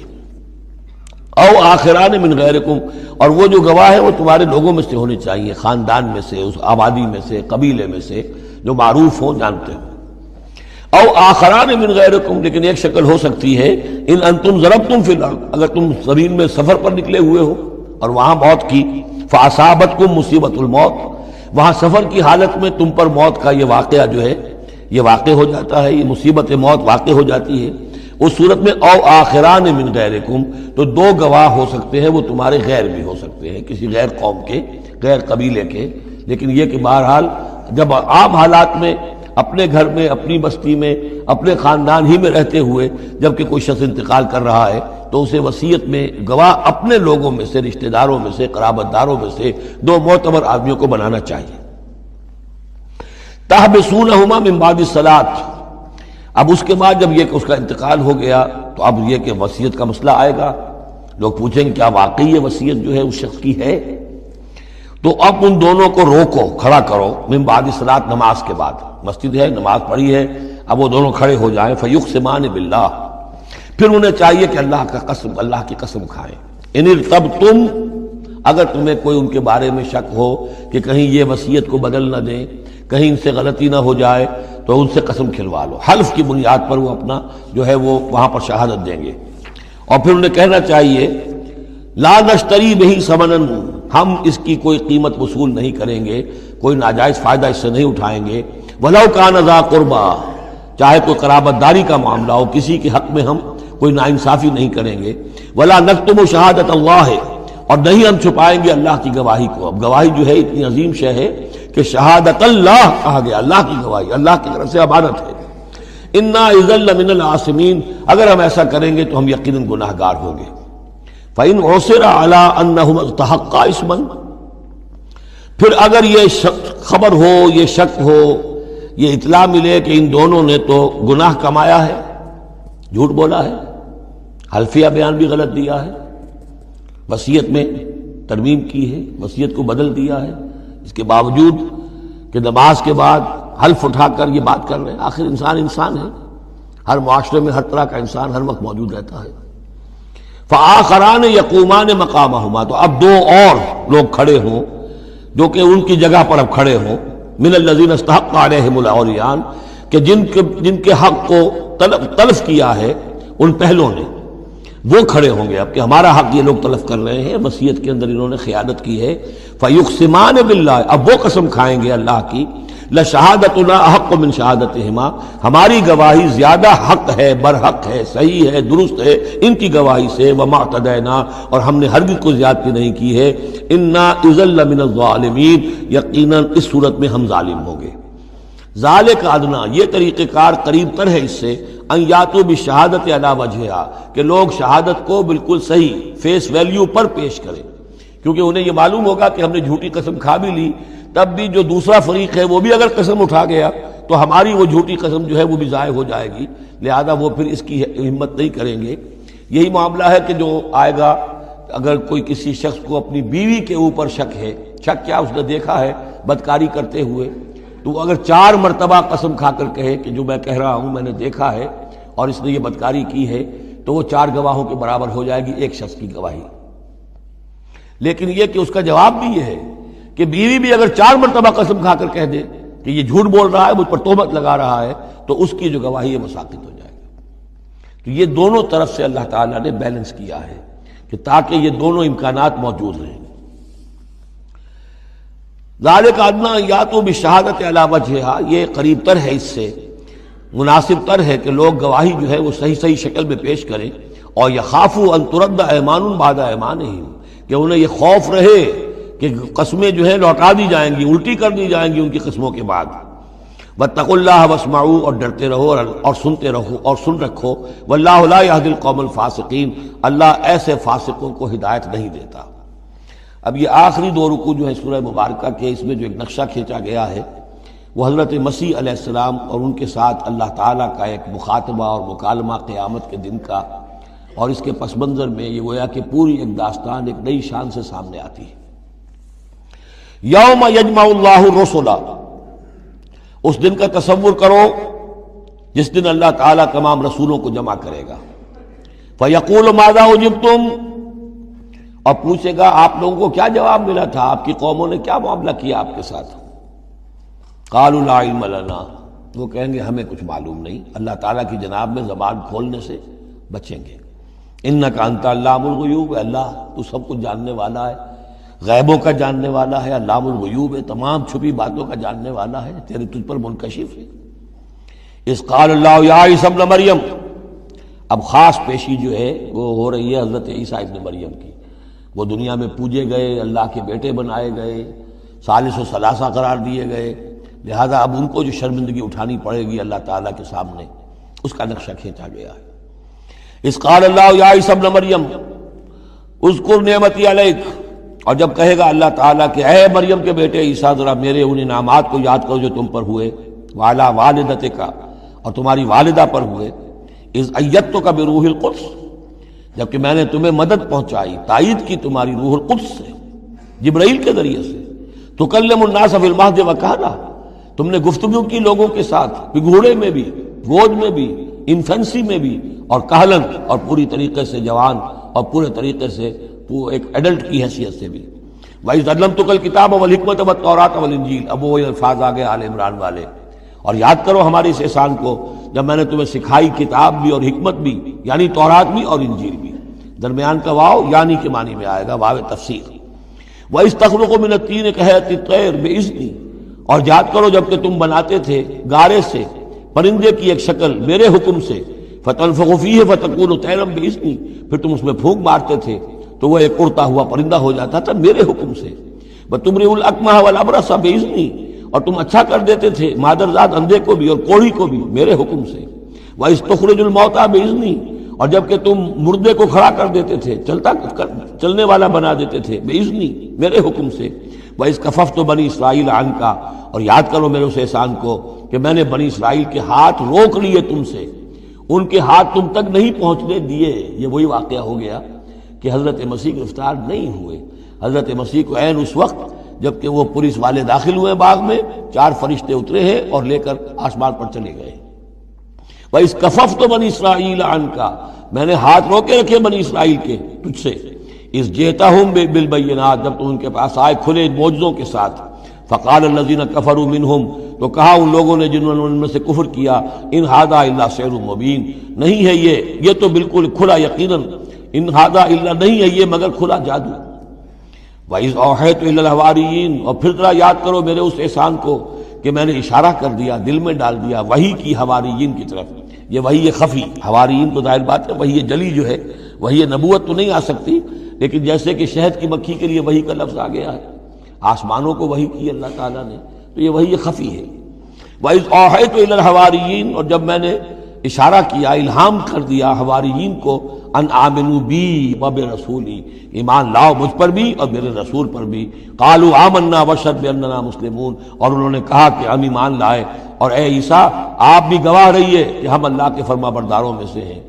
اذ قال الحواریون، اور ذرا یاد کرو اس واقعے کو جب کہ حواریین نے یہ کہا، یا عیسیٰ ابن مریم، اے عیسیٰ مریم کے بیٹے، هل تستطيع ربک، کیا آپ کے رب کو یہ قدرت حاصل ہے، ان ينزل علینا مائدۃ من السماء، کہ ہم پر آسمان سے ایک دسترخوان اتر آئے۔ قال اتقوا اللہ ان کنتم مؤمنین، تو عیسیٰ نے کہا کہ اللہ کا تقوی اختیار کرو اگر تم ایمان رکھتے ہو، ایسی دعائیں نہیں کرنی چاہیے، ایسے مطالبے نہیں کرنے چاہیے۔ قالوا نريد ان ناكل منها، انہوں نے کہا نہیں، ہم چاہتے ہیں کہ آسمان سے ایک خوان اترے اور اس میں ہمارے لیے غذا ہو اور ہم اس میں سے کھائیں۔ وتطمئن قلوبنا، اور ہمارے دل بالکل مطمئن ہو جائے۔ یعنی وہ ایسی بات ہو گئی جیسے حضرت ابراہیم نے کہا تھا ارنی کیف تحیی الموتیٰ، اس طرح کا کوئی مشاہدہ وہ بھی مانگ رہے تھے۔ وَنَعْلَمَ، اور ہمیں یہ معلوم ہو جائے پوری طریقے سے، ان قد صدقتنا، کہ آپ نے جو باتیں بھی ہم سے کہی ہیں بالکل سچی ہیں، کسی شک و شبے کی کوئی گنجائش نہیں۔ وَنَكُونَ عَلَيْهَا مِنَ الشَّاهِدِينَ، اور ہم ان تمام باتوں پر پورے گواہ بن جائیں، ہمیں وہ یقین کامل حاصل ہو جائے کہ پھر ہم آپ کی جانب سے جب تبلیغ کریں لوگوں کے اندر تو ہمارے اپنے دل میں کہیں کسی شک و شبے کا کوئی کانٹا چبھا ہوا باقی نہ رہ گیا ہو۔ قال عیسیٰ ابن مریم، تو اس پر حضرت عیسیٰ ابن مریم نے دعا کی، اللہم ربنا انزل علینا مائدۃ من السماء، اے اللہ، اے ہمارے رب، اتار دے ہم پر ایک دسترخوان، ایک خوان بھرا ہوا آسمان سے، تکون لنا عیدن، وہ ہمارے لیے ایک عید بن جائے گا، جشن کی بات ہو جائے گی، آسمان سے خاص تیرے ہاں سے کھانا ہمارے لیے آئے، لأولنا وآخرنا، ہمارے پہلوں کے لیے بھی پچھلوں کے لیے بھی، وآیۃ منک، اور ایک نشانی بن جائے گی تیری جانب سے، وارزقنا، اور ہمیں رزق عطا فرما، وانت خیر الرازقین، اور یقیناً تو بہترین رزق دینے والا ہے۔ قال اللہ نے جواباً ارشاد فرمایا، انی منزلها علیکم، ٹھیک میں نازل کر دوں گا وہ تم پر، فمن یکفر بعد منکم، لیکن پھر اس کے بعد جو کوئی کفر کی روش اختیار کرے گا، فانی اعذبہ عذابا لا اعذبہ احدا من العالمین، پھر اس کو میں وہ عذاب دوں گا جو تمام جہانوں میں کسی اور کو نہیں دوں گا۔ یعنی جب اس طرح کا خرق عادت کوئی چیز دکھا دی جائے، کھلا معجزہ، پھر رعایت نہیں ہوتی۔ چنانچہ قوموں کا معاملہ یہی تھا، قوم سمود نے مطالبہ کیا حضرت صالح علیہ السلام سے کہ ابھی اس چٹان میں سے ایک گابن جو اونٹنی برآمد ہو جانی چاہیے، وہ اونٹنی جو ہے برآمد ہو گئی، لیکن اب رعایت نہیں تھی۔ اب اگر ایمان نہیں لاؤ گے تو اب کہہ دیا گیا چند دن ہے، تم بس ہو گے، اب اس کے بعد ختم ہو جاؤ گے۔ اس لیے کہ اس قسم کی نشانیاں دکھانے کے بعد پھر وہ رعایت نہیں رہتی، مہلت ختم ہو جاتی ہے۔ یہ بات بہت تفصیل سے آئے گی سورہ شعراء میں کہ اے نبی یہ جو آپ سے نشانیاں مانگ رہے ہیں اور ہم نہیں دکھا رہے، یہ ان کی خیر خواہی میں، اگر جس قسم کی نشانی یہ مانگ رہے ہیں وہ ہم دکھا دیں گے تو ان کی مہلت ابھی ہمیں ختم کرنی ہوگی، پھر ان کو مزید رعایت نہیں دی جا سکے گی۔ اور اس قسم کے معجزے دیکھ کر پہلے بھی کوئی ایمان نہیں لایا، نہ یہ لائیں گے۔ اندر جو فساد ہے نیت کا وہ کہاں انہیں ماننے دے گا۔ نہ قوم صالح نے مانا، حالانکہ ان کو اپنی نگاہوں کے سامنے انہوں نے ایسا معجزہ دیکھ لیا۔ حضرت عیسیٰ کے معجزوں کو یہودیوں نے نہیں مانا، جادو قرار دیا۔ تو معجزے سے ایمان تو کوئی لایا نہیں، سوائے وہ جادوگر جو تھے حضرت موسیٰ علیہ السلام سے جن کا مقابلہ ہوا تھا۔ باقی یہ کہ عام قوم جو ہے، فرعون تو ایمان نہیں لایا، فرعون کے جو درباری ہیں وہ ایمان نہیں لائے۔ تو اس لیے یہ جو ہوتا ہے کہ اگر کوئی اس قسم کی نشانی دکھا دی جائے تو یہ اصل میں پھر لوگوں کے لیے اس اعتبار سے ان کے خلاف جا پڑتی ہے کہ ابھی اللہ کچھ اور مہلت دیتا، کچھ اور ڈھیل دیتا، کچھ اور لوگ سمجھ لیتے، کچھ اور لوگوں کو ایمان کی توفیق مل جاتی اور وہ سلسلہ بند ہو جاتا ہے۔ قال اللہ انی منزلها علیکم فمن یکفر بعد منکم، میں نازل تو کر دوں گا تم پر وہ، لیکن پھر اس کے بعد جو کوئی بھی تم میں سے کوئی کفر کی روش اختیار کرے گا، ناشکری کرے گا، فإنی اعذبہ عذابا لا اعذبہ احد من العالمین، تو پھر اس کو عذاب وہ دوں گا جو تمام جہانوں میں کسی اور کو نہیں دوں گا۔ وَإِذْ قَالَ اللَّهُ يَا عِيسَى ابْنَ مَرْيَمَ، اب یہ آخری ڈراپ سین ہے اس کا اور بہت سخت ہے یہ۔ اور جب کہے گا اللہ تعالیٰ اے مریم کے بیٹے عیسیٰ، اَأَنْتَ قُلْتَ لِلنَّاسِ اتَّخِذُونِي وَأُمِّيَ إِلَٰهَيْنِ مِن دُونِ اللَّهِ، کیا تم نے کہا تھا لوگوں سے کہ مجھے اور میری ماں کو بھی الہ بنا لینا، معبود بنا لینا اللہ کے سوا، تم نے کہا تھا؟ قال سبحانک، حضرت عیسیٰ فرمائیں گے، عرض کریں گے اللہ تو پاک ہے، ما یکون لی ان اقول ما لیس لی بحق، میرے لیے کیسے ممکن تھا کہ میں وہ بات کہتا جس کے کہنے کا مجھے کوئی حق حاصل نہیں۔ ان کنت قلتہ فقد علمتہ، اگر میں نے وہ بات کہی ہوتی تو پروردگار وہ تیرے علم میں ہوتی۔ تعلم ما فی نفسی، تو جانتا ہے جو کچھ میرے جی میں ہے، ولا اعلم ما فی نفسک، میں تو نہیں جانتا جو تیرے جی میں ہے۔ انک انت علام الغیوب، یقیناً تو تمام غیبوں کا جاننے والا ہے، حقیقت تیری نگاہ کے سامنے تو موجود ہے۔ ما قلت لہم، میں نے ہرگز ان سے کچھ نہیں کہا، الا ما امرتنی بہ، مگر وہی کچھ جس کا کہ تو نے مجھے حکم دیا تھا، ان اعبدوا اللہ ربی و ربکم، اور وہ یہی بات تھی کہ میں نے ان سے یہی کہا تھا کہ پرستش کرو اور بندگی کرو اللہ کی جو میرا بھی رب ہے اور تمہارا رب ہے، مجھ بھی رب ہے۔ وکنت علیہم شہیدا ما دمت فیہم، اور میں تو ان کے اوپر جب تک ان میں موجود تھا ان کا نگران تھا، ان کے اوپر میں ان کی دیکھ بھال کر رہا تھا۔ یہاں یہ خبردار ہونا نگرانی کرنے کے معنی میں ہے۔ وکنت علیہم شہیدا ما دمت فیہم فلما توفیتنی، جب تو نے مجھے اٹھا لیا، اب یہاں بھی توفیتا موت کے معنی میں نہیں ہے، انی متوفی کا، وہ یاد رکھ لیجیے ساری بحث جو میں کل کر چکا ہوں۔ جب تو نے مجھے اٹھا لیا، کنت انت الرقیب علیہم، تو اس کے بعد تو ظاہر ہے کہ تو ہی نگران تھا ان پر، وانت علی کل شیء شہید، اور یقیناً تو ہر چیز پر نگران ہے، ہر چیز پر گواہ ہے، ہر چیز سے باخبر ہے۔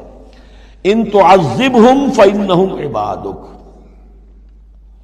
اگر تو انہیں عذاب دے تو وہ تیرے بندے ہیں، تجھے کل اختیار حاصل ہے، جس طرح چاہے عذاب دے۔ وَإِن تَغْفِرْ لَهُمْ، اور اے اللہ اگر تو انہیں بخش دے، فَإِنَّكَ أَنْتَ الْعَزِيزُ الْحَكِيمُ، تو تو زبردست ہے، حکمت والا ہے۔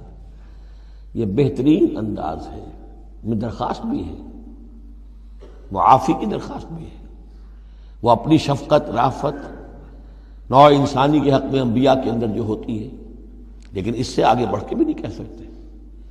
مقام عبدیت یہی ہے، العبد عبد وان ترقى والرب رب وان تنزل، اختیار تیرا ہے۔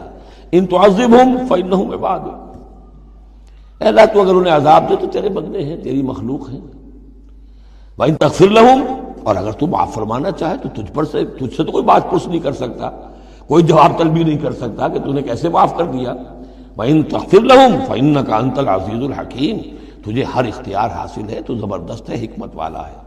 قال اللہ ھذا یوم ینفع الصادقین صدقہم، اللہ فرمائیں گے، اب جیسے میں نے ڈراپ سین کہا تھا، یہ پوری پیشی جو ہے اس کا آخری نقشہ کیا ہوگا، اللہ فرمائے گا یہ آج کا دن وہ ہے جس دن سچوں کو ان کی سچائی فائدہ پہنچائے گی۔ قال اللہ ھذا یوم ینفع الصادقین صدقهم، ان کا صدق ان کے حق میں مفید ہوگا۔ لہم جنات تجری من تحتها الانہار خالدین فیہا ابدا، ان کے لیے باغات ہیں جن کے دامن میں ندیاں بہتی ہوں گی، ان میں وہ ہمیشہ ہمیشہ رہیں گے، فیہا ابدا۔ رضی اللہ عنہم ورضوا عنہ، اللہ ان سے راضی ہو گیا اور وہ اللہ سے راضی ہو گئے۔ یہ آخری مقام ہے، رضامندی باہمی، اللہ تم سے راضی، تم اللہ سے راضی۔ رضی اللہ عنہم ورضوا عنہ، ذالک الفوز العظیم، اور یہی ہے بہت بڑی کامیابی۔ للہ ملک السماوات والارض، اللہ ہی کے لیے ہے آسمانوں اور زمین کی بادشاہی، وما فیہن، اور جو بھی ان سب میں ہے اس کی بادشاہی، اس کا اختیار اسی کے ہاتھ میں ہے۔ وہو علی کل شیء قدیر، اور وہ ہر چیز پر قادر ہے۔ یہاں اللہ کے فضل و کرم سے سورہ انعام، سورہ مائدہ ختم ہوئی۔ نوٹ کر لیجئے، سورہ نساء پر پہلی منزل ختم ہو گئی تھی، سورہ مائدہ پر مکی اور مدنی جو سورتوں کے گروپ سے ان کا پہلا گروپ ختم ہو گیا۔ ایک مکی سورت سورہ فاتحہ، اگرچہ حجم میں بہت چھوٹی، مانن بہت عظیم، پورے قرآن کے ہم وزن۔ وَلَقَدْ آتَيْنَاكَ سَبْعًا مِّنَ الْمَثَانِي وَالْقُرْآنِ الْعَظِيمِ، یہ سورہ ہجر میں آیت پڑھیں گے اور اس کے بارے میں یہی رائے ہے مفسرین کی کہ یہ سورہ فاتحہ کے بارے میں۔ لیکن چار یہ عظیم ترین سورتیں جو ہیں جو مدنیات ہیں، بقرہ، آل عمران، نساء اور مائدہ، اور دو دو کے جوڑوں کی شکل میں۔ ان کا عمود کیا تھا؟ ایک تو شریعت آسمانی مکمل، نمبر دو اس میں اہل کتاب سے گفتگو، رد و قضا، اوپر الزام، انہیں دعوت، وہ سارا جو کچھ تھا، ان کی غلط باتوں پر تنقید، ان کی غلط عقائد کی نفی، ان کی تاریخ کے اندر جو جو اہم واقعات ہیں ان کا تذکرہ، پھر اس کے نتیجے میں ان کا معزول کیا جانا اس منصب سے جس پر وہ 2000 برس سے فائز تھے، امت محمد صلی اللہ علیہ وسلم کا فائز کیا جانا، یہ بھی آخری درجے میں اس گروپ میں یہ بات مکمل ہو گئی۔ اگلا گروپ میں نے پہلے ہی دن آپ کو بتایا تھا کہ اس اعتبار سے بڑا متوازن ہے، اس میں 2 سورتیں مکی ہیں، 2 مدنی ہیں۔ الانعام الاعراف مکیات، الانفال التوبہ مدنیات۔ ان میں جو تقسیم ہے، جو مکیات ہیں اور مدنیات ہیں اس گروپ کی، اس میں سارا معاملہ ہے مشرکین عرب کے ساتھ۔ اب آپ یہ محسوس کریں گے سورہ انعام کو پڑھتے ہوئے کہ جیسے ایک بالکل نئے ماحول میں آ گئے ہیں۔ ہم 4 روز سے جو پڑھ رہے تھے سورہ بقرہ، سورہ آل عمران، سورہ نساء، سورہ مائدہ، منافقین سے باتیں اور یہودیوں سے، نصارہ سے، ان سے، اب یہاں جو ہے ساری باتیں ہوں گی مشرکین عرب سے۔ یہ مکی صورتیں ہیں، ابھی وہاں نفاق نہیں تھا، منافقت کا کوئی ذکر بھی نہیں ملے گا آپ کو۔ ابھی اہل کتاب کا تذکرہ تو آپ کو مل جائے گا سورہ انعام کے اندر، سورہ اعراف میں، لیکن کوئی ان سے گفتگو نہیں، کوئی براہ راست خطاب نہیں۔ تو میں نے اس کے لیے اپنے ذہن میں چیز رکھی ہوئی ہے کہ یہ 2 جنتیں ہیں قرآن مجید کے اندر، وَلِمَنْ خَافَ مَقَامَ رَبِّهِ جنتان۔ ایک قرآن مجید کی مکی جنت ہے، ایک قرآن مجید کی مدنی جنت ہے۔ مدنی جنت کی ہم سیر کر رہے تھے، یہ 4 دن سے ہم یہ 4 صورتیں جو پڑھ رہے تھے، یہ در حقیقت یہ مدنی قرآن ہے، مدنی جنت ہے، اس کی ہم نے سیر کی ہے۔ اب مکی قرآن میں ہم داخل ہوں گے، اور اس میں یہ جو 2 صورتیں ہیں یہ حضور کے جو قیام مکہ کا دور ہے اس کے تقریباً آخری زمانے کی ہے۔ یہ گویا کہ اس اعتبار سے مشرکین جو تھے عرب کے اور جو بنی اسماعیل تھے ان پر اتمام حجت اسی طور سے جس طور سے کہ اہل کتاب پر اتمام حجت ہے ان مدنی صورتوں میں، اسی طور پر مشرکین عرب پر، بنی اسماعیل پر اتمام حجت ان 2 صورتوں میں ہے۔ پھر ان میں ایک بڑی پیاری تقسیم ہے۔ مکی صورتوں میں چونکہ ظاہر بات ہے کہ اہم ترین مضمون ایمان کا ہوتا ہے، اللہ کو مانو، اللہ کی نعمتوں کا اقرار کرو، اللہ کے رسول کو مانو، اور ان میں جو استدلال ہوتا ہے وہ شاہ ولی اللہ دہلوی رحمۃ اللہ علیہ کی اصطلاحات کے حوالے سے آپ کو بتا رہا ہوں کہ 2 طریقے سے اللہ تعالیٰ توحید کی طرف لوگوں کو لاتا ہے۔ التذکیر بآلاء اللہ، اللہ کے احسانات، اللہ کی عظمت، اللہ کی نشانیاں، اللہ کی قدرت، اللہ کی صناعیاں، یہ تو آیات آفاقیہ، آیات انفسیہ، اور اللہ کے احسانات تم پر، ان کی نعمتوں کا تذکرہ، اس کو کہتے ہیں التذکیر بآلاء اللہ، اللہ کے احسانات اور اس کی قدرت کے جو کرشمے ہیں ان کے حوالے سے یاد دہانی، تذکیر۔ اللہ تعالیٰ کا ایمان ہمارے اندر ہے، ڈورمنٹ ہے، بالقوہ ہے، سویا ہوا ہے، اسے جگانے کے لیے یہ آیات قرآنیہ آتی ہیں، اسے ایکٹیویٹ کرنے کے لیے، وہ پوٹینشیل ایمان ایکچوئل ایمان بن جائے، لیکن اس کے لیے تذکیر ہے، یاد دہانی۔ اس تذکیر کا ایک پہلو ہے تذکیر بآلاء اللہ، اللہ کی نعمتوں، اس کی صنائیوں، اس کی قدرتوں کے حوالے سے اللہ کے ایمان کی دعوت۔ ایک ہے التذکیر بایام اللہ، اللہ کے دنوں کے حوالے سے۔ اللہ کے دنوں میں سب سے بڑے دن وہ ہیں جن میں اللہ تعالیٰ نے بڑی بڑی قوموں کو تہس نہس کر دیا۔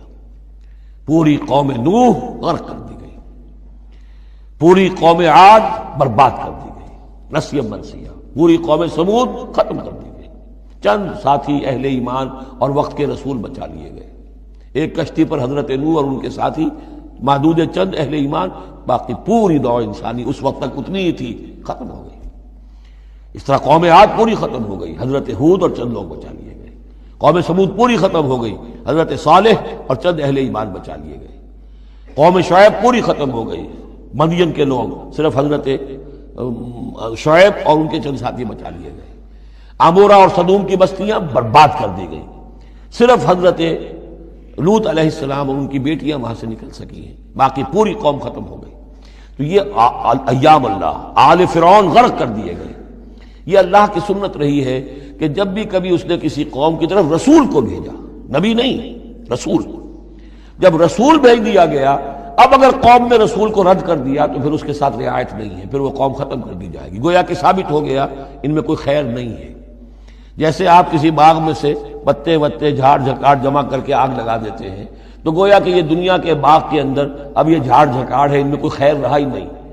نبی کے رسول کے آنے کے بعد بھی یہ لوگ جو ہیں ان کی آنکھیں نہیں کھلی، تو معلوم ہوا کہ اب ان کے اندر کوئی خیر نہیں ہے، تو ان کو ختم کر دیا جائے اور زمین کو پاک کر دیا جائے۔ یہ زمین کا بوجھ ہے، زمین کے لیے گندگی ہے، پاک کر دیا جائے۔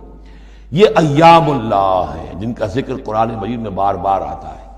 اس کے علاوہ ایام کا معاملہ پھر ایک ابتدا ہے، ازل کے اندر کیا ہوا ہے وہ بھی تو یوم ہی ہے نا، ٹائم کے حوالے سے، اور پھر کیا ہوگا ابد میں، آخرت میں کیا ہوگا۔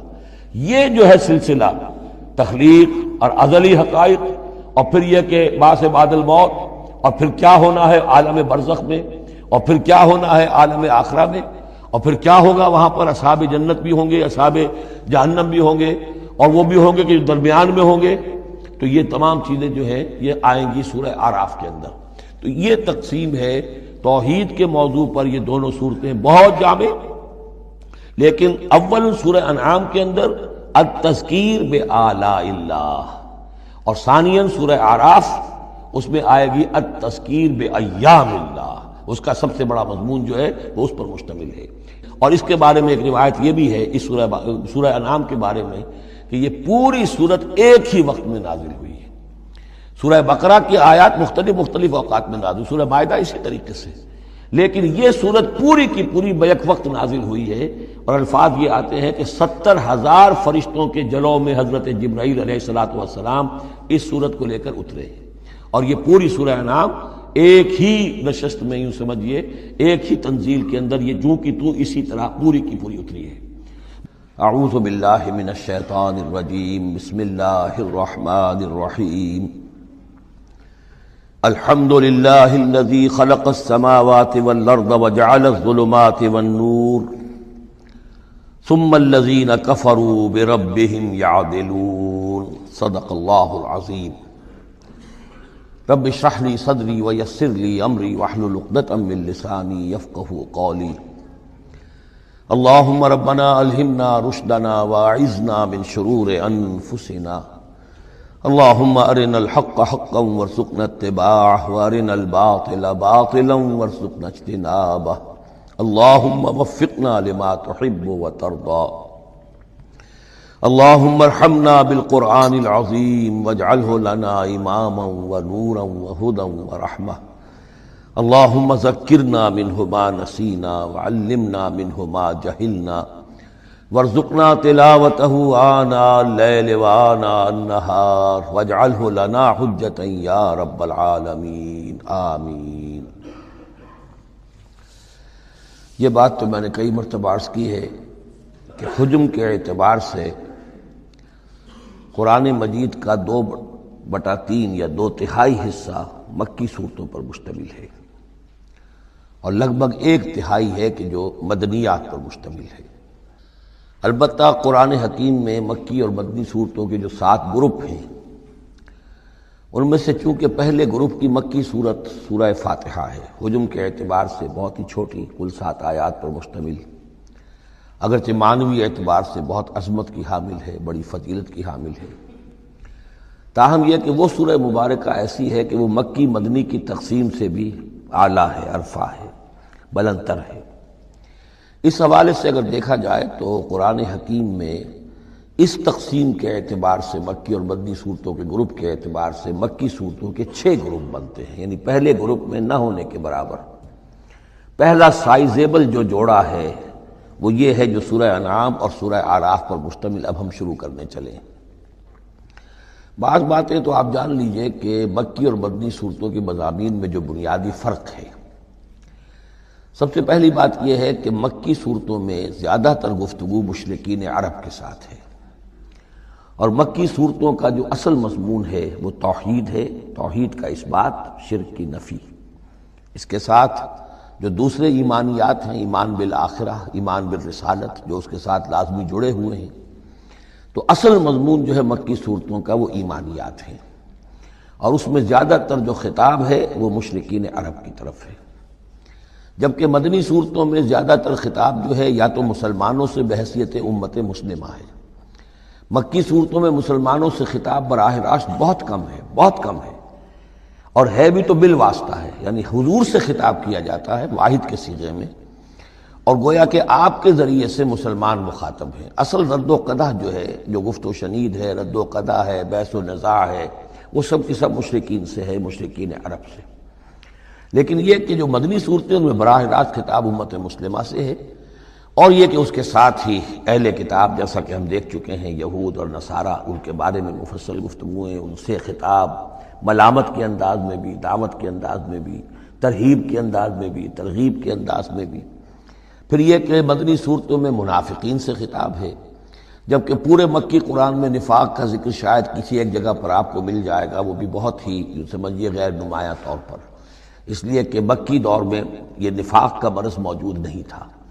اہل مکہ بڑے سخت لوگ تھے، لیکن ان میں ایک بات موجود تھی، یعنی کردار کی یہ بات ان کے اندر اچھی تھی کہ جب مانتے تھے تو پوری طرح مانتے تھے، اور نہیں مانتے تھے تو پھر ان کی مخالفت بھی بہت شدید ہوتی تھی۔ البتہ پھر یہ کہ وہ مخالفت بھی کھلم کھلا ہوتی تھی، اس میں یہ کہ وہ چال بازیاں، ریشہ دوانیاں یا اور اس طریقے سے سازشیں کرنا، یہ نہیں، کھلم کھلا بات، اور جب ایک دفعہ زبان دے دی تو پھر زبان پر پورے اترتے تھے۔ جبکہ یہ جو لوگ مدینے میں آباد تھے، اوس اور خزرج کے، چاہے وہ اصل عرب لوگ تھے، لیکن وہ بھی چونکہ یہودیوں کے زیر اثر رہے تھے، تو ایک بگڑی ہوئی مسلمان امت میں جو خرابیاں پیدا ہو جاتی ہیں اخلاق کی، کردار کی، وہ جو ہیں ان میں یہود میں تو بتمام و کمال تھی، اور ان کے زیر اثر یہ کمزوریاں جو ہیں کسی نہ کسی درجے میں اوس اور خزرج کے لوگوں میں بھی موجود تھیں۔ مکی صورتوں کا دوسرا مضمون جو ہے، اور مدنی صورتوں کا اس کے تقابل میں، وہ یہ ہے کہ مکی صورتوں میں عام اخلاقیات کی بات ہوگی، سچ بولنے کی تاکید ہوگی، جھوٹ بولنے کی مذمت ہوگی، بخل کی مذمت ہوگی، سخاوت کی تعریف کی جائے گی، اطعام مساکین پر زور دیا جائے گا، تنقید ہوگی تو ان لوگوں پر ہوگی جو دولت مند ہونے کے باوجود کٹھور دل ہیں، غریبوں کو کھانا نہیں کھلاتے، یعنی جو بنیادی انسانی اخلاقیات ہیں، بیسک ہیومن مورل کریکٹر۔ جبکہ مدنی صورتوں میں اس کے برعکس اس سے اوپر آئے گی بات، وہ ہے اب احکام شریعت۔ اب یہ جائز ہے، یہ ناجائز ہے، یہ حرام ہے، یہ حلال ہے، یہ تم پر فرض ہے، یہ واجب ہے، یہ تمہیں کرنا ہے۔ تو یہ گویا کہ ایک اور فرق ہے کہ جو ان دونوں کے مابین آپ کو ملے گا۔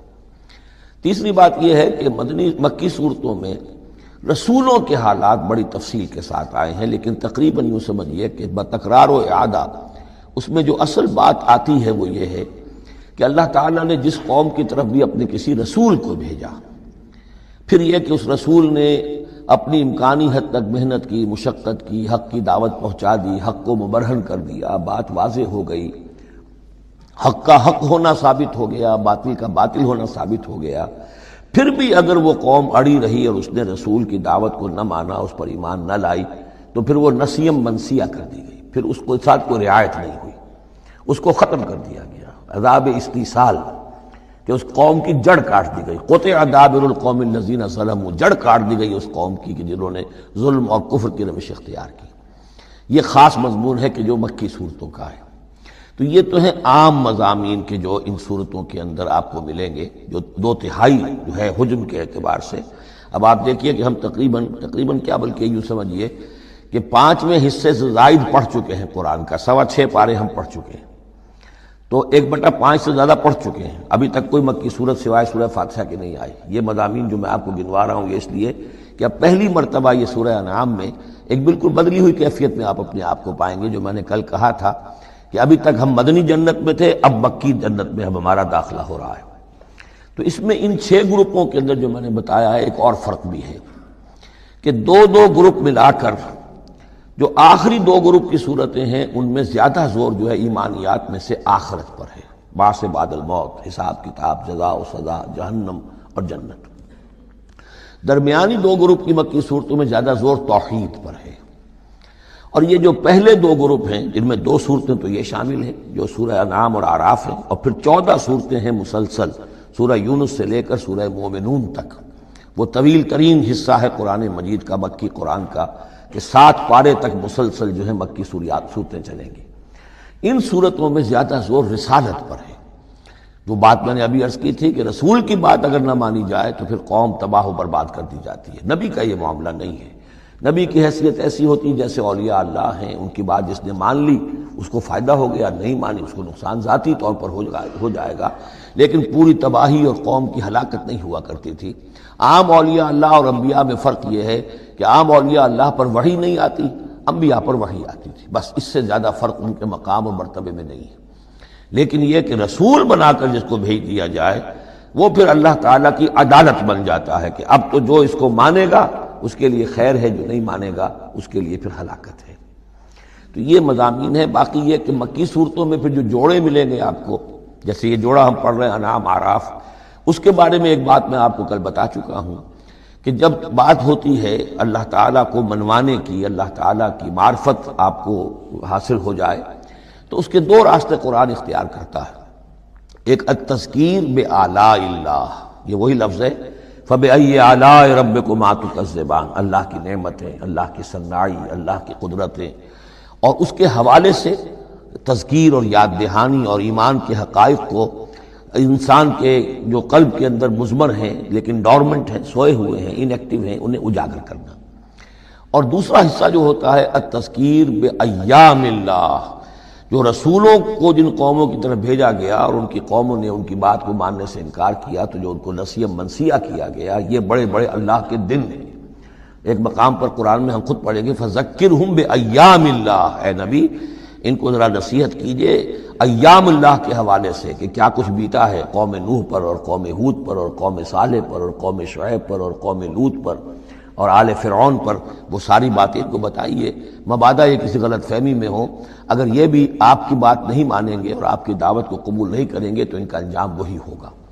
تو آپ دیکھیں گے کہ سورہ انعام جو ہے اکثر و بیشتر التذکیر بآلاء اللہ پر مشتمل ہے، اور سورہ اعراف جو ہے وہ التذکیر بایام اللہ پر مشتمل ہے، اور عام طور پر یہی آپ کو تقسیم مکی صورتوں کے جوڑے بننے کے اندر یہ بات نمایاں نظر آئے گی۔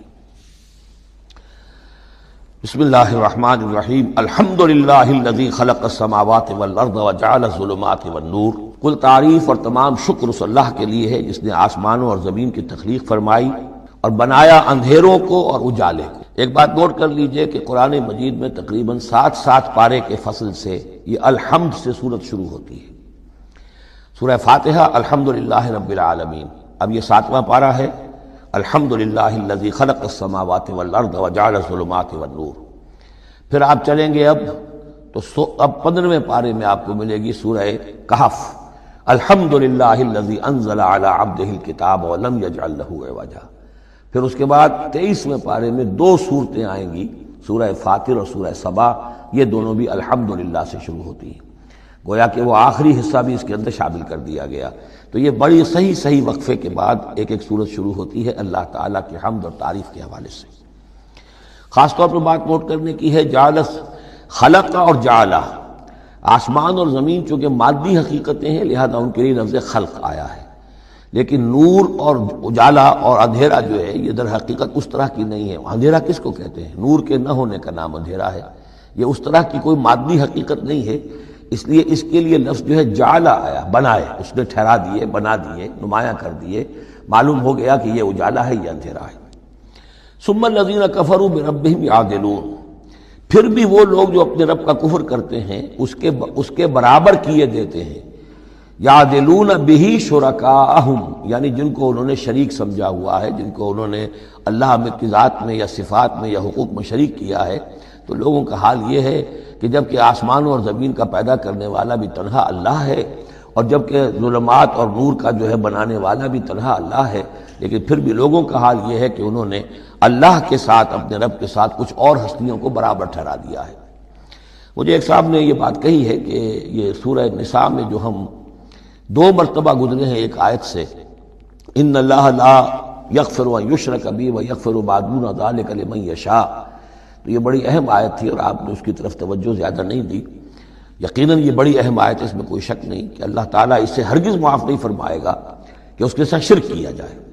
البتہ یہ ہے کہ اس سے کم تر جو گناہ ہوں گے جن کو چاہے گا بخش دے گا بغیر توبہ کے، باقی یہ کہ شرک سے بھی انسان تائب ہو جائے تو شرک بھی معاف ہو جائے گا۔ لیکن یہ کہ اس میں ضرورت ہوتی ہے اس بات کی کہ وضاحت کی جائے کہ شرک صرف بت پرستی کا نام نہیں ہے، شرک صرف اس کا نام نہیں کہ کوئی مورتی رکھی ہوئی ہے اسے آپ نے سجدہ کیا ہو۔ سمجھنے کی ضرورت یہ ہے کہ شرک کہتے کسے ہیں۔ تو اگرچہ میرا اپنا انداز تو یہ ہے کہ چونکہ مدنی صورتوں کے یہ مرکزی مضامین نہیں ہیں، یہ مضامین تو آئیں گے، اصل میں شرک اور توحید کی حقیقت کھلے گی آگے چل کر مکی صورتوں میں، خاص طور پر حوامیم میں جا کر یہ بات اور کھلے گی۔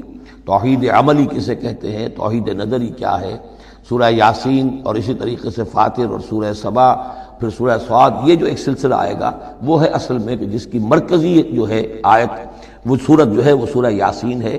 یہ 23 صورتیں بنتی ہیں، 11 ادھر 11 ادھر، اور بیچ میں جو ہے وہ سورہ یاسین ہے، وہ ہے کہ جو اصل میں توحید کا مضمون ہے۔ البتہ یہ بات صحیح ہے کہ شرک ایک ایسی شے ہے کہ جس کے بارے میں ہر موقع پر ہی متنبہ کرنا چاہیے، اور اس معاملے میں چونکہ بعض کاموں سے میں فارغ ہو چکا ہوں اس لیے وہ میری توجہ سے ذرا ہٹ بھی جاتے ہیں۔ اللہ کے فضل و کرم سے بڑی پرانی بات ہے کہ 6 گھنٹے کی میں تقریر ریکارڈ کرا چکا حقیقت و اقسام شرک پر، اور جس کو کہ بہت علماء نے بھی پسند کیا، بڑے بڑے جید علماء نے بھی، اس حوالے سے کہ ایک شرک تھا جو آج سے کچھ عرصے پہلے لوگوں نے پہچان لیا یہ شرک ہے، اب ان کے پیروی کرتے ہوئے آج ان کے جو عقیدت مند ہیں اس شرک سے بچ رہے ہیں۔ لیکن شرک یہ بیماری ہے کہ ہر دور میں بھیس بدل بدل کر آتی ہے۔ اس دور کا شرک کیا ہے، اس کو پہچاننا جو ہے اس کے لیے ذرا زیادہ وسعت نگاہ کی ضرورت ہے، زیادہ گہرائی میں سوچنے کی ضرورت ہے۔ جدید دور کے نظریات و افکار جو ہیں ان کا صحیح مطالعہ ہو، معلوم ہو کہ آج کے دور کا شرک کون سے، ان تازہ خداؤں میں بڑا سب سے وطن ہے۔ اب یہ بات جو ہے ظاہر بات ہے کہ ہمارے سابق علماء جو ہیں ان کے ہاں تو یہ چیز نہیں ملے گی، اس لیے کہ اس انداز میں وطنیت کا نظریہ پہلے دنیا میں تھا ہی نہیں۔ تو اس لیے جو حضرات بھی اس موضوع پر چاہیں تو یہ میرے جو 6 کیسٹ ہیں 1 گھنٹے کے حقیقت و اقسام شرک پر، وہ ضرور ان کی سماعت فرمائیں۔ هو الذی خلقکم من طین ثم قضى اجلا، وہی ہے کہ جس نے تمہیں بنایا ہے گارے سے اور پھر ایک وقت مقرر کر دیا ہے۔ یعنی یہ کہ ہم ہر شخص جو ہے جس کو اللہ نے دنیا میں بھیجا ہے اس کا اس دنیا میں رہنے کا وقت معین ہے، اور ایک خاص اجل جو ہے اس کی اجلاً وہ یہ ہے کہ موت کا وقت معین ہے۔ وہ اجل مسمى عندہ، اور ایک اور ہے مقرر وقت اس کے پاس۔ یعنی ایک تو ہے انفرادی موت، جیسے کہ حضور نے فرمایا من مات فقط قامت قیامتہ، ایک اجتماعی موت ہونی ہے اس دنیا کی، وہ اللہ نے خاص چھپا کر اپنے پاس رکھی ہے، جس کا علم کسی اور کو نہیں دیا۔ ثم انتم تنظرون مسمى عندہ واجل مسمى عندہ، اور ایک اور ہے معین وقت جو اس کے پاس ہے۔ ثم انتم تنظرون، لیکن تم شک کرتے ہو۔ وَهُوَ اللَّهُ فِي السَّمَاوَاتِ وَفِي الْأَرْضِ، اور وہی اللہ ہے آسمانوں میں بھی اور زمین میں بھی، ایک ہی اللہ ہے۔ یہ نہیں ہے کہ آسمانوں کا اللہ کوئی اور ہے، زمین کا اللہ کوئی اور ہے۔ ہاں فرشتے ہیں، فرشتوں کے طبقات ہیں، زمین کے فرشتے ہیں، فضا کے فرشتے ہیں، آسمانوں کے فرشتے ہیں، ہر آسمان کے فرشتے ہیں، پھر یہ کہ ملائکہ مقربین ہیں، لیکن ذات باری تعالیٰ تو ایک ہی ہے۔ یعلم سرکم وجہرکم، وہ جانتا ہے تمہارا چھپا بھی اور تمہارا کھلا بھی، ظاہر بھی۔ وَيَعْلَمُ مَا تَكْسِبُونَ، اور وہ جانتا ہے جو کچھ کہ تم کماتے ہو۔ کمانے سے مراد یہی نیکی یا بدی۔ وما تاتیہم من آیت من آیات ربہم، اور نہیں آتی ان کے پاس کوئی نشانی ان کے رب کے آیات میں سے، الا کانوا عنہا معرضین، مگر یہ کہ یہ اس سے اعراض ہی کرنے کے عادی ہو چکے ہیں۔ ہم نئی سے نئی صورتیں بھیج رہے ہیں، نئی سے نئی آیتیں نازل کر رہے ہیں، لیکن یہ اعراض پر تلے ہوئے ہیں۔ فقد کذبوا بالحق لما جاءہم، تو اب انہوں نے جھٹلا دیا ہے حق کو جبکہ ان کے پاس آ چکا۔ اب یہ قد کذبوا جو ہے اس کا اندازہ کیجیے آپ کہ چونکہ یہ مکی دور کے آخری زمانے کی صورتیں ہیں، تو گویا کہ 12 برس تقریباً ہو چکے ہیں حضور کو دعوت دیتے ہوئے۔ اس حوالے سے ابھی تک جو لوگ اڑے ہوئے ہیں وہ گویا کہ پوری طرح ضد پر ہٹ پر جو ہے وہ پوری طریقے سے جم چکے ہیں۔ فقد کذبوا، بے شک جھٹلا چکے ہیں ان لوگوں نے، جھٹلا دیا ہے بالحق حق کو، لما جاءہم جب کہ ان کے پاس آیا، فسوف یاتیہم انباء ما کانوا بہ یستہزئون، تو اب جلد ہی ان کے پاس آ جائے گی حقیقت اور خبر ان چیزوں کی جس کا یہ مذاق اڑایا کرتے تھے۔ یعنی یہ مذاق اڑاتے تھے کہ عذاب عذاب عذاب، دھمکی دیتے ہوئے محمد کو 11 سال ہو گئے، 12 سال ہو گئے، کان پک گئے ہمارے، عذاب آئے گا عذاب آئے گا عذاب آئے گا، کوئی عذاب آیا نہیں، خالی دھونس جماتے ہیں۔ تو اس کا جو استہزاء کرتے تھے، اب عنقریب وہ دور شروع ہو رہا ہے کہ پھر جن چیزوں کا یہ مذاق اڑایا کرتے تھے اس کی حقیقت ان پر کھلنی شروع ہو جائے گی۔ یہ سمجھ لیجئے کہ اس جو گروپ کی 2 صورتیں ہیں یہ مکیات انعام و اعراف، اس کے بعد سورہ انفال اور سورہ توبہ میں مشرکین مکہ کے لیے عذاب الہی کا بیان ہے، اس لیے کہ عذاب کی پہلی قسط ان پر غزوہ بدر میں آئی ہے، لہذا غزوہ بدر پر مشتمل ہے اس کے حالات پر سورہ انفال، اور ان کے عذاب کی آخری صورت وہ ہے کہ جو سورہ توبہ میں آئی ہے۔ لہذا یہ 2 صورتیں کہ جو مشرکین مکہ یا مشرکین عرب پر اتمام حجت کی صورتیں ہیں، انعام و اعراف، ان کو جمع کر دیا، اور پھر ان پر عذاب الہی کی جو صورتیں ہیں، ایک ابتدائی اور ایک اختتامی شکل کی حامل، ان دونوں کو یکجا کر دیا، تو 2 مکی 2 مدنی کا یہ گروپ بن گیا۔ الم یروا کم اہلکنا من قبلہم من قرن مکناہم فی الارض ما لم نمکن لکم، کیا انہوں نے دیکھا نہیں کہ کتنی ہی ہم نے نسلوں کو اور قوموں کو ہم نے ہلاک کیا جنہیں ہم نے زمین میں تمکن عطا فرمایا تھا جو تمہیں عطا نہیں کیا ہے۔ قوم عاد کتنی زبردست قوم تھی، اسی جزیرہ نما عرب میں آباد تھی، تمہیں اس کے حالات کچھ معلوم ہیں، قصے تمہیں معلوم ہے۔ قوم سمود کتنی بڑی قوم تھی، جتنا دبدبہ اس کا تھا، جس طرح کہ اس نے اپنے پہاڑ تراش کر اور چٹانیں تراش کر محل بنائے تھے، ذرا تصور کرو اے قریش مکہ، تمہیں تو وہ چیزیں نصیب بھی نہیں ہوئی ہیں۔ تو جب ہم نے انہیں ہلاک کر دیا، وَأَرْسَلْنَا السَّمَاءَ عَلَيْهِمْ مِدْرَارًا، اور ہم نے ان پر آسمان بھیجا موسلا دھار، یعنی ان پر خوب بارشیں برسائیں ہم نے، اور بارش ظاہر بات ہے ماہ مبارکہ ہوتا ہے، اس سے زمین کی رویدگی نکلتی ہے۔ وَجَعَلْنَا الْأَنْهَارَ تَجْرِي مِن تَحْتِهِمْ، اور ہم نے دریا بہا دیے، نہریں بہا دیے ان کے دامن میں، ان کے نیچے۔ فَأَهْلَكْنَاهُمْ بِذُنُوبِهِمْ، تو ان کو بھی ہم نے ان کے گناہوں کے پاداش اور اعراض اور کفر کے پاداش میں ہلاک کر دیا۔ تو مطلب یہ ہے کہ پھر تم کس کھیت کی مولی ہو، تم کیا سمجھتے ہو کہ تمہارے ساتھ اللہ تعالیٰ کی سنت اور اللہ کا قانون بدل جائے گا؟ وَأَنشَأْنَا مِن بَعْدِهِمْ قَرْنًا آخَرِينَ، اور ہم نے ہر ایک کو ہلاک کرنے کے بعد پھر ایک اور قوم کو اور ایک اور نسل کو اٹھا دیا۔ وَلَوْ نَزَّلْنَا عَلَيْكَ كِتَابًا فِي قِرْطَاسٍ، اب یہ اصل میں اس آیت کو سمجھ لیجیے، آیت نمبر 7 جو ہے یہ اس سورہ مبارکہ کا سب سے بڑا مرکزی مضمون ہے کہ حضور پر آخری دباؤ ڈال دیا تھا قریش نے کہ آپ اگر رسول ہیں اور رسالت اپنی ہم سے بنوانا چاہتے ہیں تو کوئی حصی معجزہ ہمیں دکھائیے، ایسا معجزہ جو اب آپ کی آنکھوں سے دیکھیں، مردہ کو زندہ کیجئے، آسمان پہ چڑھ کے دکھائیے، مکے میں ابھی کوئی باغ بنا دیجئے، یہاں کوئی چشمہ نیا نکال دیجئے، کوئی سونے چاندی کا محل دکھا دیجئے، آسمان سے اترتے ہوئے کتاب لے کر اترتے ہوئے ہم دیکھیں آپ کو۔ تو یہ ان کی طرف سے تقاضا جو ہے زور پکڑتے پکڑتے پکڑتے، اور یہ آپ دیکھیں کہ مسلسل چلے گا معاملہ۔ اب یہ اللہ تعالیٰ کی طرف سے فیصلہ یہ تھا کہ ہم نے ایسا کوئی معجزہ نہیں دکھانا۔ اب یوں سمجھیں آپ کہ یہ چکی کے 2 پارٹ تھے جن کے درمیان حضور صلی اللہ علیہ وسلم کی ذات آ گئی۔ بظاہر لوگوں پر یہ اثر پڑ رہا ہے کہ بھئی ہمارے جو یہ سردار ہیں قریش کے ٹھیک ہی تو کہہ رہے ہیں، عوام الناس کے اوپر یہ اثر پڑ رہا ہے کہ یہ رسالت کے مدعی ہیں، نبوت کے مدعی ہیں۔ موسیٰ نے کیسے معجزے دکھائے تھے یہ خود بتاتے ہیں، عیسیٰ نے کیسے معجزے دکھائے تھے یہ خود بیان کرتے ہیں، کیا وجہ ہے پھر کیوں نہیں معجزہ دکھاتے؟ تو گویا کہ ان کے لیڈروں نے عوام کی مت مار دی تھی، اور عوام جو ہیں وہ کہہ رہے تھے کہ گویا کہ ان کی حجت محمد پر قائم ہو چکی ہے صلی اللہ علیہ وسلم۔ ادھر اللہ کا فیصلہ یہ ہے کہ ہم نے ایسا معجزہ نہیں دکھانا، جو بھی حق کا طالب ہے قرآن ہم نے نازل کر دیا ہے، یہی معجزہ ہے۔ تو یہ جو ہے رد و قضا اس میں جو ہو رہی ہے، اور اس میں واقعہ یہ ہے کہ کسی جگہ پر تو جا کر انسان کانپ اٹھتا ہے تصور کر کے کہ حضور صلی اللہ علیہ وسلم کی جو جان تھی، جان مبارک آپ کی کس قدر ضیق میں آ چکی تھی۔ ادھر اللہ کا فیصلہ اٹل ہے، ہم نے نہیں دکھانا، ادھر وہ کہہ رہے دکھاؤ، اگر تم ہو واقعی، اگر نبی ہو رسول ہو تو معجزہ کیوں نہیں دکھاتے؟ تو اس کے درمیان گویا کہ ان کے لیے، اور یہ اس کا مرکزی مضمون ہے سورت کا، اور کچھ آگے چل کر جب یہ اپنے کلائمیکس کو پہنچے گا تو واقعہ یہ کہ رونگٹے کھڑے ہو جاتے ہیں۔ فرمایا وَلَوْ نَزَّلْنَا عَلَيْكَ كِتَابًا فِي قِرْطَاسٍ، اگر ہم نے اتار دی ان پر کوئی کتاب جو کہ کاغذوں میں لکھی ہوئی ہے، فَلَمَسُوهُ، اور وہ اسے چھو بھی لیں بِأَيْدِيهِمْ اپنے ہاتھوں سے، لَقَالَ الَّذِينَ كَفَرُوا إِنْ هَذَا إِلَّا سِحْرٌ مُبِينٌ، اس وقت بھی یہ کافر یہی کہیں گے کہ یہ تو کھلا جادو ہے، ہماری آنکھوں پر اثر ہو گیا تھا، ہماری نظر بندی کر دی گئی تھی۔ جس نے نہیں ماننا اس نے نہیں ماننا ہے، البتہ ہوگا کیا، ہم ایسا معجزہ دکھا دیں گے تو مہلت ختم ہو جائے گی، پھر فوراً عذاب آئے گا۔ اس لیے ابھی ہماری رحمت کا تقاضا یہ ہے، ہم انہیں مہلت اور دینا چاہتے ہیں، ابھی اور اس کو دودھ کو بلونا ہے، شاید اس میں سے کچھ اور مکھن بھی نکل آئے، اس لیے ہم معجزہ نہیں دکھا رہے۔ معجزہ دکھائیں گے مہلت ختم ہو جائے گی، عذاب فوراً آ جائے گا۔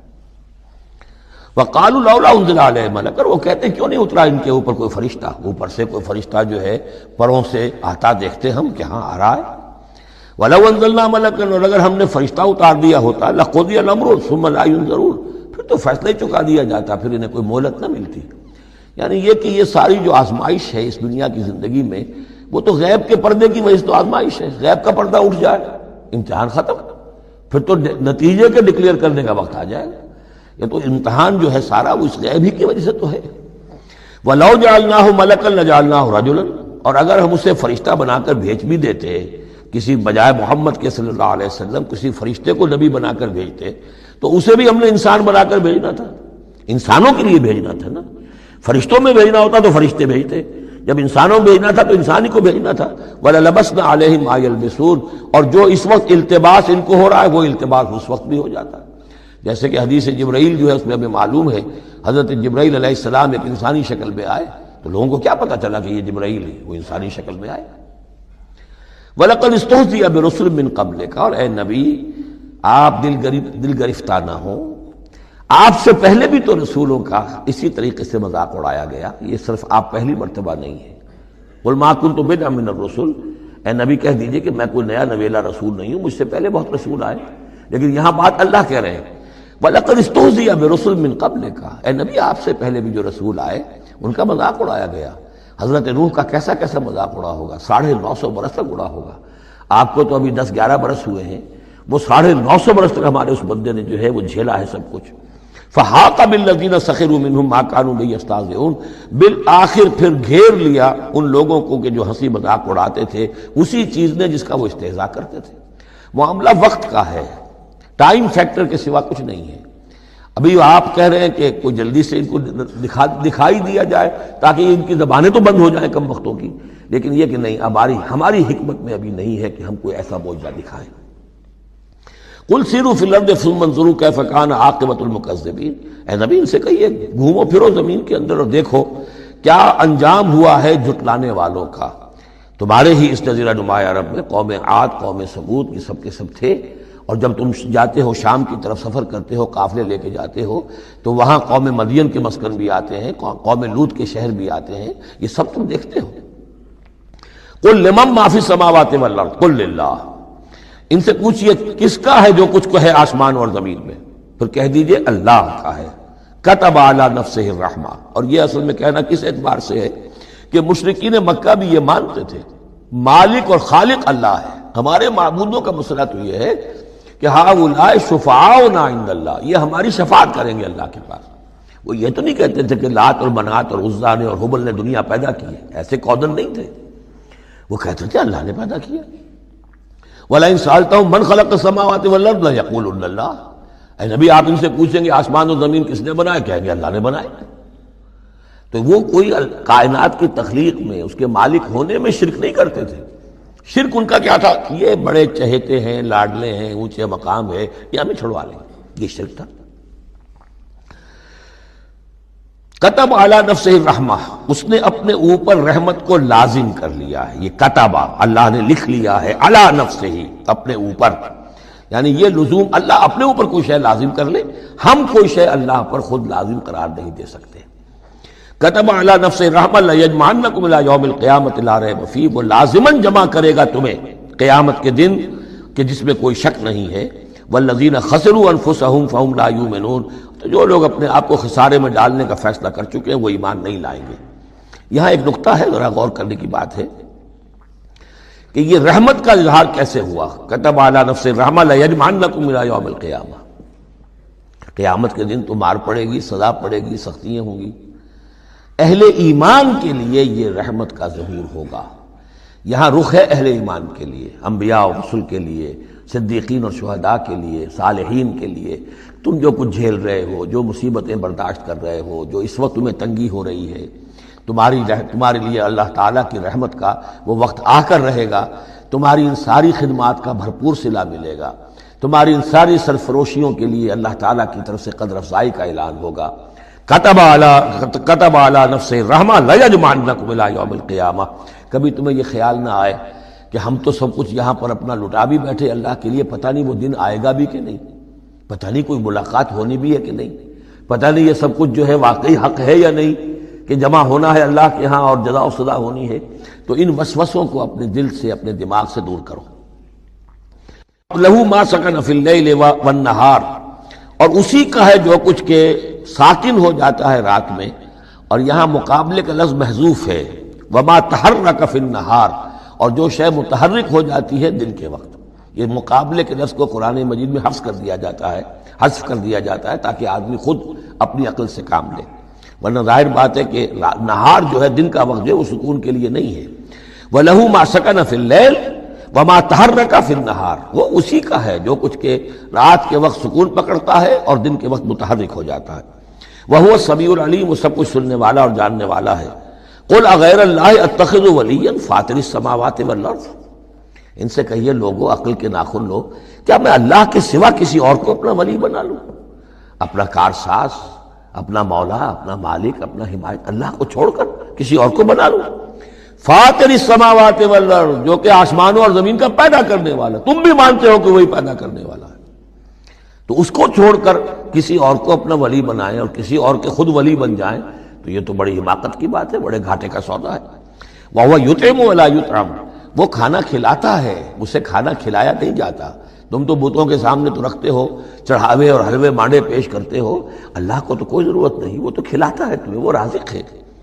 قُلْ إِنِّي أُمِرْتُ أَنْ أَكُونَ أَوَّلَ مَنْ أَسْلَمَ، کہہ دیجئے اے نبی ڈنکے کی چوٹ، مجھے تو حکم ہوا ہے کہ سب سے پہلا فرما بردار میں خود بنوں. وَلَا تَكُونَنَّ مِنَ الْمُشْرِكِينَ، اور دیکھو تم ہرگز نہ ہو مشرکین کے اندر، مشرکین میں سے. قُلْ إِنِّي أَخَافُ إِنْ عَصَيْتُ رَبِّي عَذَابَ يَوْمٍ عَظِيمٍ، کہہ دیجئے کہ خود مجھے اندیشہ ہے اگر میں اپنے پروردگار کی نافرمانی کروں تو بڑے دن کے عذاب کا. میں بھی مستثنا نہیں ہوں، میں بھی اللہ کا بندہ ہوں. جیسے آپ کو میں کہہ رہا ہوں کہ اللہ کی بندگی کرو، ایسے ہی مجھے بھی اللہ کی بندگی کرنی ہے. جیسے تم سے کہہ رہا ہوں کہ اللہ کی فرما برداری کرو، ویسے مجھے بھی کرنی ہے. اور جیسے تمہیں بتا رہا ہوں کہ اگر نافرمانی کرو گے تو پکڑے جاؤ گے، ایسے ہی میں بھی اگر بالفرض نافرمانی کروں گا تو مجھے بھی اندیشہ ہے. یہ بہت اہم آیات ہے، ان کو سمجھنا چاہیے. قل انی اخاف ان عصیت ربی عذاب یوم عظیم من یصرف عنہ یومئذ فقد رحمہ، وہ عذاب جو ہے جس کی طرف سے پھیر دیا گیا اس دن، اس پر تو اللہ کی بڑی رحمت ہو گئی. وذالک الفوز المبین، اور وہی ہوگی روشن کامیابی. دنیا کی بڑی سے بڑی کامیابیاں ہیچ ہیں، کوئی حیثیت نہیں، دولت ہے، وجاہت ہے، وقتی عزت ہے، شہرت ہے، اقتدار ہے، یہ ساری چیزیں جو عارضی ہیں، آنی فانی. لیکن یہ ہے کہ اصل مبین جو کامیابی ہے، فوز، وہ وہی ہے. وَإِن يَمْسَسْكَ اللَّهُ بِضُرٍّ فَلَا كَاشِفَ لَهُ إِلَّا هُوَ، اب یہ توحید ہے جو بیان ہو رہی ہے. اور اگر تمہیں کوئی اللہ تعالیٰ کی طرف سے پہنچا دی جائے کوئی تکلیف، تو کوئی نہیں ہے اس تکلیف کا دور کرنے والا سوائے اس کے. تکلیف میں پکارو تو اسی کو پکارو، کسی اور کو نہ پکارو. لا تدعوا مع اللہ احدا، وہی ہے مشکل کشا، وہی ہے حاجت روا، وہی ہے تمہاری تکلیفوں کو رفع کرنے والا. وَإِن يَمْسَسْكَ بِخَيْرٍ فَهُوَ عَلَىٰ كُلِّ شَيْءٍ قَدِيرٌ، اور اگر اس کی طرف سے کوئی خیر تمہیں پہنچا دیا جائے تو یقیناً وہ ہر چیز پر قادر ہے، کوئی اس کا ہاتھ روکنے والا نہیں ہے. اسے کسی اور سے سینکشن نہیں لینی ہوتی کہ میں اپنے فلاں بندے کے ساتھ یہ خیر کرنا چاہتا ہوں، وہ تو علی کل شیء قدیر ہے۔ وَهُوَ الْقَاهِرُ فَوْقَ عِبَادِهِ، اور وہ تو اپنے بندوں پر پوری طریقے سے زور آور ہے، چھایا ہوا ہے، مسلط ہے، نہیں کوئی بھی اس مخلوقات میں سے کوئی اس کے قابو سے باہر نہیں ہے، وہ قابو یافتہ ہے۔ وَهُوَ الْحَكِيمُ الْخَبِيرُ، اور وہ ہے کمال حکمت والا اور ہر شے کی سے خبر رکھنے والا۔ قُلْ أَيُّ شَيْءٍ أَكْبَرُ شَهَادَةً، اے نبی ان سے کہیے ذرا کون سی چیز ہے جو گواہی میں سب سے بڑی ہو؟ کس کی گواہی سب سے بڑی ہے؟ قُلِ اللَّهُ، خود کہیے اللہ کی گواہی سب سے بڑی ہے کہ نہیں؟ شہید بینی و بینکم، اور وہ میرے اور تمہارے مابین گواہ ہے۔ وَأُوحِيَ إِلَيَّ هَذَا الْقُرْآنُ لِأُنذِرَكُم بِهِ وَمَن بَلَغَ، اور میری جانب یہ قرآن وحی کیا گیا ہے تاکہ میں خبردار کر دوں تمہیں اس کے ذریعے سے اور اس کو بھی جس تک یہ پہنچ جائے۔ یہ گویا کہ اس سورہ کے عمود کا عکس ہے، یعنی میں نے بتایا عمود کیا ہے، حصی معجزہ ہم نہیں دکھائیں گے، بات ختم، لیکن اصل معجزہ یہ قرآن ہے۔ اے نبی ہم نے آپ پر یہ قرآن اتار دیا، آپ اس کے ذریعے تبشیر کریں، اسی کے ذریعے انذار کریں، اسی کے ذریعے تذکیر کریں۔ جس کے اندر صلاحیت ہے، جو طالب حق ہے، جو ہدایت چاہتا ہے، وہ ہدایت پالے گا۔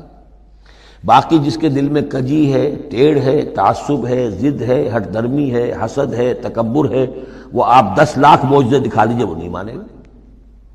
کیا علماء یہود نے مان لیے معجزے دیکھ کر حضرت مسیح علیہ السلام کے؟ کیسے کیسے معجزے، مردہ کو زندہ کر دینا، خلق حیات، یعنی گارے کا بنا ہوا پرندہ پھونک ماری اور وہ اڑتا ہوا پرندہ ہو گیا۔ یہ تو وہ چیزیں ہیں کہ جو یوں سمجھیے کہ ایکسکلوسیو افعال اللہ تعالیٰ کے ہیں، خلق حیات اور احیاء موتا، وہ بھی نشانیاں ظاہر کر دی حضرت مسیح کے ہاتھ پر، کتنے لوگوں نے مانا؟ تو ہم نہیں مانے، ہم یہ معجزہ نہیں دکھائیں گے، البتہ یہ کہ یہ ہے، آپ کرتے جائیے، محنت کرتے جائیے، کوشش کرتے جائیے۔ اب یہاں پہ خاص طور پر بہی کا جو ہے لفظ اس کو نوٹ کیجئے، وَأُوحِيَ إِلَيَّ هَذَا الْقُرْآنُ، وحی کیا گیا ہے میری جانب یہ قرآن، لِأُنذِرَكُم بِهِ، تاکہ میں خبردار کروں تمہیں اس کے ذریعے سے، وَمَن بَلَغَ، اور جس تک یہ پہنچ جائے۔ جس تک پہنچ جائے کا مطلب کیا ہے کہ میں تو تمہیں پہنچا رہا ہوں، اب جو امت بنے گی وہ آگے پہنچائے گی۔ جس تک قرآن پہنچ گیا حضور کا انذار پہنچ گیا۔ یہ سلسلہ جو ہے تا قیام قیامت، کیونکہ حضور اپنے ہی زمانے کے لیے رسول بن کر نہیں آئے تھے، آپ تو تا قیام قیامت جو ہے اب آپ رسول ہیں، آپ ہی کی رسالت کا دور یہ چل رہا ہے۔ جو انسان بھی قیامت تک دنیا میں آئے گا وہ آپ کی امت دعوت میں شامل ہے، اسے پہچانا پیغام قرآن کا اب ذمہ ہے کس کے؟ امت محمد صلی اللہ علیہ وسلم کے۔ اِنَّكُمْ لَتَشْهَدُونَ أَنَّ مَعَ اللَّهِ آلِهَةً أُخْرَىٰ، اب دیکھیے یہ ہے وہ جو میں نے ابتدا میں بھی عرض کیا تھا تعارف میں، بعض اوقات جو ہے بڑے سرچنگ کویسچنز ہوتے ہیں، کیا واقعی تمہارا یہ کہنا ہے؟ جب آپ کو معلوم ہو کہ جو کچھ یہ کہہ رہا ہے اس کا دل وہ نہیں ہے، یہ کچھ اوپر اوپر سے کہہ رہا ہے، وہ ضد ہے، ہٹ درمی ہے، تو پھر یہ کہ آنکھوں میں آنکھیں ڈال کر ذرا سرچنگ انداز میں جو ہے وہ آپ سوال کی، اِنَّكُمْ لَتَشْهَدُونَ أَنَّ مَعَ اللَّهِ آلِهَةً أُخْرَىٰ، کیا واقعی تم لوگ گواہی دیتے ہو اس کی کہ اللہ کے سوا کوئی اور بھی الہہ ہے؟ واقعی؟ قُل لَا أَشْهَدُ، کہہ دیجئے بھائی ٹھیک ہے، اگر تم گواہی دیتے ہو تو میں تو نہیں دے سکتا، میرے لیے یہ ممکن نہیں ہے کہ ایسی خلاف عقل، ایسی خلاف فطرت بات جو میں کہہ سکوں۔ قُلْ إِنَّمَا هُوَ إِلَٰهٌ وَاحِدٌ، کہہ دیجئے کہ وہ تو ایک ہی الہ ہے، اکیلا، واحد۔ وَإِنَّنِي بَرِيءٌ مِّمَّا تُشْرِكُونَ، اور یہ کہ میں بری ہوں ان تمام چیزوں سے جنہیں تم شریک ٹھہرا رہے ہو، میرا تمہارا کوئی رابطہ اس معاملے میں نہیں ہے۔ الَّذِينَ آتَيْنَاهُمُ الْكِتَابَ يَعْرِفُونَهُ كَمَا يَعْرِفُونَ أَبْنَاءَهُمْ، اب دیکھیے چونکہ یہ مکی دور کا آخری زمانہ ہے اور اس میں ظاہر بات ہے مدینہ تک بھی خبریں تو پہنچ چکی ہوئی ہیں، وہاں پر بھی کہ کوئی مکے کے اندر ایک دعوت ہے بڑی زور شور کے ساتھ، شدومت کے ساتھ اٹھ گئی ہے، اور وہاں پر وہ باتیں پہنچ چکی ہیں، اور بلکہ انہی کی طرف سے سکھائے ہوئے سوالات بھی مکے کے لوگ حضور سے کرتے تھے امتحاناً۔ آپ ذرا یہ بتائیے ذوالقرنین کون تھا؟ اگر آپ نبی ہیں تو یہ بتائیے، اصحاب کہف کا قصہ کیا تھا؟ اگر آپ نبی ہیں تو یہ بتائیے، روح کی حقیقت کیا ہے؟ یہ سارے سوالات آئیں گے سورہ بنی اسرائیل میں، سورہ کہف میں۔ تو وہاں تک بات پہنچی ہوئی تھی، اور ظاہر بات ہے کہ ان کے جو لوگ تھے سمجھدار وہ سمجھ چکے تھے کہ یہ ہیں وہ کہ جن کے ہم منتظر ہیں۔ یہ دوسری بات ہے کہ محروم رہ گئے۔ الذین آتیناہم الکتاب، وہ لوگ جنہیں ہم نے کتاب عطا فرمائی تھی، یعرفونہ، پہچانتے ہیں اس کو. ہو کی ضمیر دونوں طرف جا سکتی ہے، قرآن کی طرف بھی اور محمد کی طرف بھی صلی اللہ علیہ وسلم. باقی یہ میں واضح کر چکا ہوں، قرآن اور محمد مل کر ہی بینہ بنتے ہیں، یہ ایک ہی شے ہے، ایک ہی حقیقت ہے. حضور جو ہے قرآن مجسم ہے. قرآن ایک انسانی شخصیت اور سیرت و کردار کا ہیولہ پہن لے تو وہ محمد الرسول اللہ صلی اللہ علیہ وسلم. جیسے کہ حضرت ام المومنین حضرت عائشہ صدیقہ نے فرمایا تھا، کانا خلق القرآن، حضور کی سیرت قرآن ہے. کما یعرفون ابناہم، جیسے کہ پہچانتے ہیں اپنے بیٹوں کو. الذین خسروا انفسہم فہم لا یؤمنون، البتہ جو لوگ اپنے آپ کو تباہ کرنے پر تل گئے ہیں تو وہ ایمان نہیں لائیں گے. ومن اسلم ممن افترى علی اللہ کذبا او کذب بآیاتہ، اس سے بڑھ کر ظالم کون ہوگا جس نے اللہ پر کوئی جھوٹ تہمت لگائی یا اس کی آیات کو جھٹلایا. یعنی یہ دو جرم جو ہیں برابر کے عظیم ترین جرم ہیں، اللہ کی آیات کو جھٹلانا یا کوئی شے گھڑ کر اللہ کی طرف منسوب کر دینا. انہ لا یفلح الظالمون، یقیناً ایسے ظالم کبھی فلاح نہیں پا سکتے. وَيَوْمَ نَحْشُرُهُمْ جَمِيعًا، اور جس دن کہ ہم جمع کریں گے ان سب کو. ثُمَّ نَقُولُ لِلَّذِينَ أَشْرَكُوا، اور پھر ہم کہیں گے ان سے جنہوں نے شرک کیا تھا، أَيْنَ شُرَكَاؤُكُمُ الَّذِينَ كُنتُمْ تَزْعُمُونَ، کہاں ہیں آپ کے وہ شرکاء جن کا کہ آپ کو گھمنڈ ہو گیا تھا، گمان ہو گیا تھا کہ وہ بچا لیں گے. ثُمَّ لَن تَكُنْ فِتْنَتُهُمْ إِلَّا أَن قَالُوا وَاللَّهِ رَبِّنَا مَا كُنَّا مُشْرِكِينَ، پھر نہیں ہوگی ان کی کوئی اور چال سوائے اس کے کہ وہ کہیں گے اے اللہ ہم تیری قسم کھا کر کہتے ہیں ہمارے رب ہم نے شرک نہیں کیا تھا، ہم مشرک نہیں تھے. انظر کیف کذبوا علی انفسہم، دیکھو کیسے وہ جھوٹ بولیں گے اپنے اوپر. وضل عنہم ما کانوا یفترون، اور جو افتراء انہوں نے کیا ہوا تھا کہ فلاں دیوی بچائے گی اور فلاں دیوتا بچا لے گا، وہ سب نسیم منسیہ ہو جائے گا. ضل عنہم، گم ہو جائیں گے، ہاتھوں کے طوطے اڑ جائیں گے. ومنہم من یستمع الیک، اور اے نبی ان میں سے کچھ لوگ ایسے بھی ہیں جو بڑی توجہ سے آپ کی طرف سنتے ہیں، آ کر توجہ کر کے. یہ بھی مسئلہ سمجھ لیجئے کہ قریش کا بھی مسئلہ وہی بن گیا تھا جو کہ مدینے والے جو علماء تھے ان کے، یہود کے اور ان کے عام لوگ تھے، ان میں جو فرق تھا. تو قریش کے اندر بھی اور عرب کے مکے کے اندر بھی جو چودھری لوگ تھے ان کے لیے سنبھالنا مشکل ہو گیا تھا اپنے عوام کو کہ کس طرح روکیں اسے محمد پر ایمان لانے سے اپنے عوام کو. لہذا انہیں دھوکہ دینے کے لیے کیا کرتے تھے کہ بڑے بند سنور کر بڑے اہتمام سے آ کر بیٹھتے تھے اور حضور کی باتیں سنتے تھے تاکہ عوام پر یہ اثر پڑے کہ جاتے تو ہیں، بڑے شوق سے جاتے ہیں، یہ ہمارے سردار ہیں، ذہین لوگ ہیں، ہمارا انٹیلیجنسیا ہے، یہ سب کچھ جا کر جو ہے وہاں سے آگے آخر ان کی سمجھ ہے نا، تو انہوں نے اگر رد کیا ہے تو کسی بنیادی پر رد کیا ہوگا. تو یہ عوام میں ایک اثر ڈالنے کے لیے وہ بیٹھتے تھے جا کر بڑی توجہ سے سنتے تھے. دیکھیے کتنی توجہ سے سن رہے ہیں، کہیں حضور کی ہوٹنگ نہیں کر رہے، کہیں آپ کے اوپر کوئی فکرے چست نہیں کر رہے، آپ کی پوری بات توجہ سے سن رہے ہیں. وَمِنْهُمْ مَن يَسْتَمِعُ إِلَيْكَ، آتے ہیں کچھ لوگ آپ کے پاس ہے نبی جو بڑی توجہ سے کان لگا کر سنتے ہیں. وَجَعَلْنَا عَلَىٰ قُلُوبِهِمْ أَكِنَّةً أَن يَفْقَهُوهُ، حالانکہ ہم نے ان کے دلوں پر پردے ڈال دیے ہیں کہ وہ سمجھ نہیں سکتے. وَفِي آذَانِهِمْ وَقْرًا، ان کے کانوں کے اندر ہم نے بوجھ پیدا کر دیا، ثقل پیدا کر دیا ہے. وَإِن يَرَوْا كُلَّ آیَةٍ لَا يُؤْمِنُوا بِهَا، اور اگر ساری نشانیاں جو یہ مانگ رہے ہیں وہ بھی ان کو دکھا دی جائیں تب بھی یہ ایمان نہیں لائیں گے. یہ کیوں پردے ڈال دیے اللہ نے؟ ان کے تکبر اور حسد کی وجہ سے، کیونکہ مہر تو ہو چکی ہے، پڑھ چکے تھے ختم اللہ علی قلوبہم وعلی سمعہم وعلی ابصارہم غشاوہ. لہذا ان کا وہ سارا استماع جو تھا توجہ سے سننا ان کے لیے مفید نہیں تھا. حتی اذا جاؤوک یجادلونک، یہاں تک کہ جب اے نبی وہ آپ کے پاس آتے ہیں تو آپ سے جھگڑا کرتے ہیں، مناظرہ کرتے ہیں. یقول الذین کفروا ان ھذا الا اساطیر الاولین، اور یہ کافر کہتے ہیں کہ یہ جو کچھ آپ سنا رہے ہیں یہ وہی پرانی باتیں ہیں، یہ تو سنا معلوم ہوتا ہے آپ نے کوئی یہودیوں سے کوئی نصرانیوں سے سن لی ہے باتیں، وہی آپ دہرا رہے ہیں، یہ پرانے قصے ہیں. وَهُمْ يَنْهَوْنَ عَنْهُ وَيَنْأَوْنَ عَنْهُ، اور وہ اس سے روکتے بھی ہیں اور خود بھی رک جاتے ہیں. نہیں کا لفظ تو معلوم ہے، يَنْهَوْنَ عَنْهُ، وہ روک رہے ہیں کس کو؟ اپنے عوام کو. اس لیے کہ ظاہر بات ہے ان کی لیڈری، ان کی سرداری عوام کے بل پر ہی ہے نا. عوام برگشتہ ہو جائیں گے تو لیڈری کہاں رہ جائے گی؟ تو عوام کو سنبھالنا، ان کی مت مارنا یہ تو ضروری ہے. لہذا ان کا معاملہ یہ کہ روکتے بھی ہیں. وَيَنْأَوْنَ عَنْهُ، نا کہتے ہیں کنی کترا جانا. وَإِذَا أَنْعَمْنَا عَلَى الْإِنسَانِ أَعْرَضَ وَنَأَىٰ بِجَانِبِهِ وَإِذَا مَسَّهُ الشَّرُّ كَانَ يَئُوسًا، تو نا سے ینعو، تو ایک ہے نہیں نون ہا اور یا، اور ایک ہے نون ہا اور حمزہ نا. ینعون عنہ، خود بھی بھاگتے ہیں. وَإِن يُهْلِكُونَ إِلَّا أَنفُسَهُمْ، اور وہ نہیں ہلاک کر رہے سوائے اپنے آپ کے کسی کو، وما یشعرون، لیکن انہیں اس کا گمان نہیں ہے، احساس نہیں ہے۔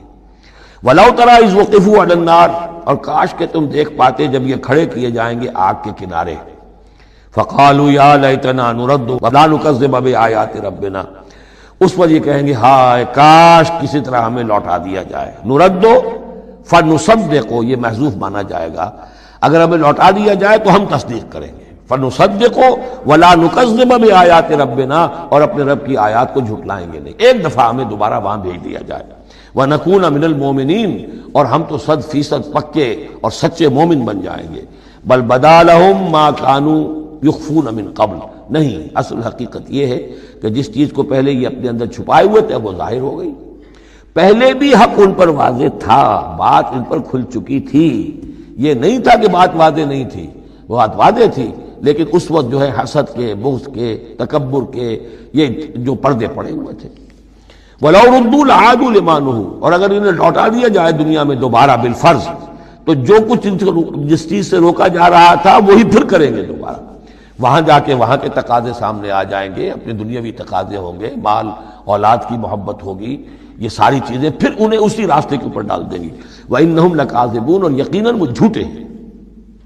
وَقَالُوا إِنْ هِيَ إِلَّا حَيَاتُنَا الدُّنْيَا، اور وہ یہ کہتے ہیں کہ نہیں ہے مگر ہماری بس دنیا کی زندگی، وَمَا نَحْنُ بِمَبْعُوثِينَ، اور کوئی دوبارہ اٹھنے کا معاملہ نہیں ہے۔ یہ جان لیجئے جیسے آج بھی کفر اور الحاد کے مختلف شیڈز ہیں، ایک ایسے بھی لوگ ہیں کہ جو اللہ کو تو مانتے آخرت کو نہیں مانتے، ایسے بھی لوگ ہیں جو اللہ اور آخرت کو مانتے رسالت کو نہیں مانتے۔ تو اس وقت بھی ایک اکثر جو تھے قریش کے لوگ اور جو مشرکین عرب تھے وہ آخرت کو مانتے تھے، بعث بعد الموت کو مانتے تھے، لیکن یہ کہتے تھے کہ ہمیں فلاں چھٹوا لے گا، فلاں بچا لے گا، ہمارے وہ جو ہیں حمایتی ہیں، وہ مددگار ہیں۔ لیکن کچھ طبقہ ان میں ایسا بھی تھا کہ جو جیسے آج کل کے ہمارے ملحد ہیں کہ نہیں کوئی زندگی نہیں ہے، مادہ پرستی جس کو ہم کہتے ہیں الحاد، کہ بس یہی زندگی ہے، کوئی اور زندگی نہیں ہے۔ تو یہ ان لوگوں کا تذکرہ ہے۔ وَقَالُوا إِنْ هِيَ إِلَّا حَيَاتُنَا الدُّنْيَا وَمَا نَحْنُ بِمَبْعُوثِينَ، وہ کہتے ہیں کہ نہیں ہے بس سوائے اس دنیا کی زندگی کے، اور ہم نہیں اٹھائے جائیں گے دوبارہ۔ وَلَوْ تَرَىٰ إِذْ وُقِفُوا عَلَىٰ رَبِّهِمْ، اور کاش کہ تم دیکھ سکتے جب کہ یہ کھڑے کیے جائیں گے اپنے رب کے سامنے۔ قَالَ أَلَيْسَ هَٰذَا بِالْحَقِّ، اس وقت اللہ پوچھے گا یہ حق ہے یا نہیں؟ تم کہتے تھے نہیں دوبارہ اٹھایا جائے گا، اٹھائے ہو کہ نہیں؟ وَلَوْ تَرَىٰ إِذْ وُقِفُوا عَلَىٰ رَبِّهِمْ قَالَ أَلَيْسَ هَٰذَا بِالْحَقِّ قَالُوا بَلَىٰ وَرَبِّنَا، پھر وہ کہیں گے کہ کیوں نہیں، اور تیرے رب، اے رب تیری قسم ہے کہ یہ تو حق ہے۔ قَالَ فَذُوقُوا الْعَذَابَ بِمَا كُنتُمْ تَكْفُرُونَ، تو وہ کہے گا کہ اب مزہ چکھو عذاب کا اپنے کفر کی پاداش میں۔ قَدْ خَسِرَ الَّذِينَ كَذَّبُوا بِلِقَاءِ اللَّهِ، بڑے گھاٹے میں پڑ گئے، تباہ و برباد ہو گئے وہ لوگ جو اللہ سے ملاقات کے انکاری ہیں، جو جھٹلا رہے ہیں کہ نہیں کوئی پیشی نہیں، کوئی ملاقات نہیں، کوئی حاضری نہیں۔ حتیٰ اذا جاءتهم الساعة بغتة، یہاں تک کہ جب وہ وقت آ جائے گا ان پر اچانک۔ اب یہ الساعہ گھڑی ایک شخص کے لیے یہ موت ہے، اور عام دنیا کے لیے پھر جب پوری قیامت کا وقت آئے گا، عام طور پر قیامت ہی مراد لی گئی ہے۔ اذا جاءتهم الساعة بغتة، اچانک آ جائے گی قیامت۔ قالوا یا حسرتنا علی ما فرطنا فیہا، تو وہ کہیں گے ہائے افسوس ہم سے کتنی کوتاہی ہوئی اس کے بارے میں، ہم نے قیامت کو جھٹلایا اور یہ قیامت تو حق بن کر سامنے آ گئی۔ وَهُمْ يَحْمِلُونَ أَوْزَارَهُمْ عَلَىٰ ظُهُورِهِمْ، اور وہ اٹھائے ہوئے ہوں گے اپنے بوجھ، گناہوں کے بوجھ، کفر اور شرک کے بوجھ اپنی پیٹھوں پر۔ أَلَا سَاءَ مَا يَزِرُونَ، آگاہ ہو جاؤ بہت برا بوجھ ہوگا جو اٹھائے ہوئے ہوں گے۔ وَمَا الْحَيَاةُ الدُّنْيَا إِلَّا لَعِبٌ وَلَهْوٌ، اور نہیں ہے دنیا کی زندگی مگر کھیل اور کچھ جی بہلا لینا۔ یعنی اس کو یہ نہ سمجھیے کہ دنیا کی زندگی حقیقت نہیں ہے، تقابل میں کہا یہ جاتا ہے، تقابل میں آخرت کے مقابلے میں اس کی یہ حقیقت ہے۔ ایک شے ابدی ہے، ہمیشہ ہمیش کی ہے، ایک شے عارضی ہے، فانی ہے۔ لہذا جب تقابل کریں گے، جیسے کہ دعا استخارہ میں فَإِنَّكَ تَعْلَمُ وَلَا أَعْلَمُ، اے اللہ تو جانتا میں نہیں جانتا، اس کا یہ مطلب تو نہیں کہ انسان کے پاس کوئی بھی علم نہیں، لیکن علم اللہ کے علم کے مقابلے میں، چاہے نبی کا علم ہو، فرشتوں کا علم ہو، کچھ نہ ہونے کے برابر ہے اللہ کے علم کے مقابلے میں۔ فَإِنَّكَ تَعْلَمُ وَلَا أَعْلَمُ، اسی طریقے سے یہاں یہ ہے کہ یہ چیز در حقیقت جو ہے لعب اور لہو، ورنہ یہ کہ حضور نے فرمایا اور صحیح فرمایا، صدق ما قال، کہ الدنیا مزرعۃ الآخرہ، یہ دنیا آخرت کی کھیتی ہے۔ اگر تو یہ سمجھ لیا جائے یہاں بو گے تو وہاں کاٹو گے، اگر یہاں بو گے نہیں تو کاٹو گے کیا؟ یہاں بو گے تو فصل کٹے گی وہاں. تو یہ تعلق ہے دنیا اور آخرت کا. تو اس اعتبار سے دنیا ایک حقیقت ہے، امتحانی وقفہ ہے. لیکن جب آپ تقابل کریں گے دنیا اور آخرت کا تو اس کی ابدیت، اس کی شان و شوکت اس کے مقابلے میں گویا کہ یہ نہ ہونے کے برابر ہے. یہ 3 گھنٹے کا ایک ڈرامہ ہے جس میں کسی کو بادشاہ بنا دیا، کسی کو فقیر بنا دیا. وہ ڈرامہ ختم، نہ بادشاہ صاحب بادشاہ ہیں اور نہ فقیر صاحب فقیر ہیں. وہ باہر جا کر کپڑے بدل کر وہ ایک ہے، ایک جیسے ہیں سب کے سب. تو یہ ہے صورت. وَلَلدَّارُ الْآخِرَةُ خَيْرٌ لِلَّذِينَ يَتَّقُونَ، اور یقیناً آخرت کا گھر جو ہے، آخرت کا گھر بہتر ہے ان لوگوں کے لیے کہ جو اللہ کا تقوی اختیار کریں. افلا تعقلون، تو کیا تم عقل سے کام نہیں لیتے؟ اب وہ مقام آ گیا جسے میں نے اس سورہ کے عمود کا ذروہ سنام قرار دیا ہے. زبان لڑکھڑاتی ہے ترجمہ کرتے ہوئے، لیکن ترجمے کا حق تو ہمیں ادا کرنا ہوگا.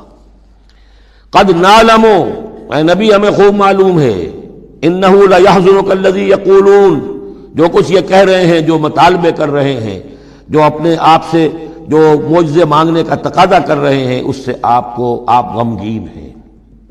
آپ چکی کے 2 پارٹوں کے مابین آ گئے ہیں. اب اس پر کیا جواب ہے؟ پہلا جواب تو یہ ہے فإنہم لا یکذبونک، اے نبی وہ آپ کو نہیں جھٹلا رہے، ولکن الظالمین بآیات اللہ یجحدون، بلکہ یہ ظالم اللہ کی نشانیوں کا انکار کر رہے ہیں، قرآن کا انکار کر رہے ہیں، ہمارا انکار کر رہے ہیں. آپ کا انکار کب کیا انہوں نے؟ غور کیجیے، اس پر یہ سمجھانے کا انداز ہے. آپ کو جھوٹا کہا؟ نہیں کہا. آپ کے اوپر کوئی تہمت لگائی؟ نہیں لگائی. تو آپ کی تو تکذیب نہیں ہے، تکذیب تو ہماری ہو رہی ہے. غصہ آئے تو ہمیں آئے، جھنجھلاہٹ آئے تو ہمیں آئے. ہمارا کلام ہے، ہماری کلام کو جھٹلا رہے. آپ کا کام تو یہ ہے کہ ہمارا کلام پہنچا دینا ہے، اپنا پیغام پہنچا دینا ہے. اب دیکھیے درجہ بدرجہ بات آگے بڑھے گی. یہ تو ہوا سمجھانے کا انداز، جیسے کوئی شفیق استاذ ہے وہ اپنے شاگرد کو سمجھا رہا ہے. ظاہر بات ہے الرب رب وإن تنزل والعبد عبد وإن ترقى فإنهم لا يكذبونك ولكن الظالمين بآيات الله يجحدون. توہین تو ہو رہی ہے تو ہماری آیات کی ہو رہی ہے. نمبر 2 بات وَلَقَدْ كُذِّبَتْ رُسُلٌ مِّن قَبْلِكَ، پھر یہ بات بھی ہے آپ سے پہلے بھی رسولوں کو جھٹلایا گیا. فَصَبَرُوا، انہوں نے صبر کیا. عَلَىٰ مَا كُذِّبُوا، جتنا جھٹلایا گیا انہوں نے صبر کیا. وَأُوذُوا، انہیں ایذائیں پہنچائی گئیں. حَتَّىٰ أَتَاهُمْ نَصْرُنَا، یہاں تک کہ ہماری مدد آ گئی. وَلَا مُبَدِّلَ لِكَلِمَاتِ اللَّهِ، اور دیکھیے نبی اللہ کی ان کلمات کو بدلنے والا کوئی نہیں. ہمارا ایک قانون ہے، ہمارا ایک ضابطہ ہے. آپ کو جھیلنا پڑے گا، برداشت کرنا پڑے گا. آپ کو جس منصب پر فائز کیا گیا ہے اِنَّا سَنُلْقِي عَلَيْكَ قَوْلًا ثَقِيلًا، ہم نے پہلے ہی بتا دیا تھا کہ بھاری بوجھ ہے، اب جھیلنا ہوگا. وَلَقَدْ جَاءَكَ مِن نَّبَإِ الْمُرْسَلِينَ، اور آپ کے پاس رسولوں کی خبریں آ چکی ہیں. آپ کے علم میں ہے کہ ہمارے بندے نوح نے 950 برس تک صبر کیا تھا. اور اب اس کے بعد تلخ ترین بات آ رہی ہے وَإِن كَانَ كَبُرَ عَلَيْكَ إِعْرَاضُهُ، اور اگر آپ پر بہت شاخ گزر رہا ہے ان کا اعراض، فَإِنِ اسْتَطَعْتَ، تو اگر آپ میں طاقت ہے ان تبتغی نفقا فی الارض، کہ کوئی زمین میں کوئی سرنگ لگا لیں، اور سلمن فی السماء، یا آسمان کے اوپر کوئی سیڑھی لگا لیں، فتاتیہم بآیہ، تو لے آئیے آیت جہاں سے لا سکتے ہیں، ہم نہیں دکھائیں گے. کس قدر انداز جو ہے حضور صلی اللہ علیہ وسلم سے گفتگو ہو رہی ہے. ان استطاعت، طاقت ہے تو لے آؤ، ہم نہیں دکھائیں گے، ہمارا فیصلہ اٹل ہے. وَإِن كَانَ كَبُرَ عَلَيْكَ إِعْرَاضُهُمْ فَإِنِ اسْتَطَعْتَ أَن تَبْتَغِيَ نَفَقًا فِي الْأَرْضِ أَوْ سُلَّمًا فِي السَّمَاءِ فَتَأْتِيَهُمْ آیَةٌ وَلَوْ شَاءَ اللَّهُ لَجَمَعَهُمْ عَلَى الْهُدَىٰ، اور اے نبی اگر اللہ چاہتا تو ان سب کو ہدایت پر جمع کر دیتا، آنے واحد میں وہ سب کو نیک بنا دے، اس کا اختیار نہیں.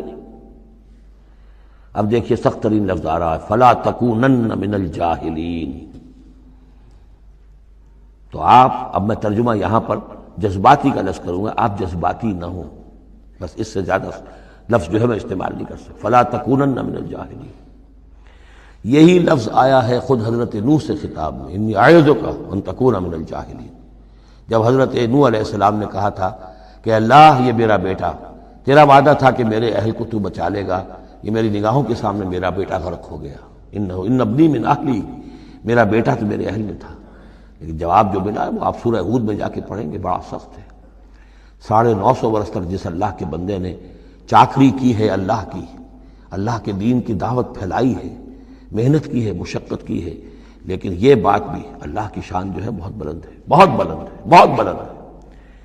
ظاہر بات ہے کہ یہاں اے نبی اگر ہم چاہتے ہیں، اگر یہی بات ہے کہ سب کو ہدایت پر لے آنا، تو ہمارے لیے کیا مشکل ہے؟ آنے واحد میں سب کے سب ابو بکر صدیق بن جائیں گے، ایک آنے واحد میں ہم سب کو بگاڑنا چاہیں، سب کے سب جو ہے وہ ابلیس بن جائیں گے آنے واحد میں۔ یہ تو کوئی بات نہیں ہے، یہ تو امتحان ہے، آزمائش ہے۔ جس کو چاہنا ہے، جو چاہتا ہے، حق کا طالب ہے، اس کو حق مل جائے۔ فلا تکونن من الجاہلین انما یستجیب الذین یسمعون، یقیناً سن لیں گے اور قبول کر لیں گے وہ لوگ کہ جو سنتے ہیں، یعنی حقیقتاً سنتے ہیں۔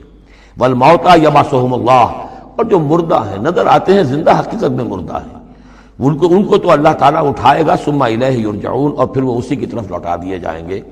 وقالوا لولا نزل علیہ آیۃ من ربہ، اور وہ کہتے ہیں، کہیں گے پھر کہیں گے، کیوں نہیں اتار دی گئی ان پر کوئی نشانی ان کے رب کی طرف سے؟ دلیل ہی ایک رہ گئی تھی، باقی ساری دلیلوں میں وہ مات کھا رہے ہیں۔ ایک حجت کے اوپر انہوں نے ڈیرا لگا لیا، انہیں بھی پتہ چل گیا کہ اللہ تعالیٰ کا فیصلہ یہ ہے کہ کوئی حسی معجزہ نہیں دکھانا، تو ڈیرا لگا لیا انہوں نے۔ لیکن اس میں جیسا کہ میں نے پھر وہی لفظ زبان کو لگا، ذیق میں حضور کی جان آ گئی۔ وَلَقَدْ نَعْلَمُ أَنَّكَ لَيَحْزُنُكَ، بلکہ دوسری جگہ پر یہ بھی ہے، أَنَّكَ يَضِيقُ صَدْرُكَ بِمَا يَقُولُونَ، آپ کا سینہ بھیجتا ہے ان باتوں سے جو یہ کہہ رہے ہیں۔ وَقَالُوا لَوْلَا نُزِّلَ عَلَيْهِ آیَةٌ مِّن رَبِّهِ، وہ کہتے کیوں نہیں اتاری گئی ان پر کوئی نشانی ان کے رب کی طرف سے۔ قُلْ إِنَّ اللَّهَ قَادِرٌ، کہہ دو اللہ تعالیٰ قادر ہے علی ينزل آیۃ، کہ وہ بڑی سے بڑی نشانی اتار دے، ولیکن اکثرہم لا یعلمون، لیکن یہ ان میں سے اکثر لوگ جانتے نہیں۔ کیا نہیں جانتے؟ کہ اس طرح کا معجزہ دکھانے کا نتیجہ کیا نکلے گا، ان کی مہلت ختم ہو جائے گی۔ یہ ہماری رحمت ہے کہ ابھی ہم یہ معجزہ نہیں دکھا رہے۔ یہ بدبخت جس کو جہاں مورچہ لگا کر کھڑے ہو گئے ہیں، انہیں پتہ نہیں ہے کہ یہ ان کے لیے ہمارے رحمت کا ظہور ہے، ہم ابھی مہلت دینا چاہتے ہیں، شاید ان میں سے یہ دودھ اور بلویا جائے تو شاید ابھی کچھ اور مکھن نکل آئے، ان کے علم میں نہیں ہے۔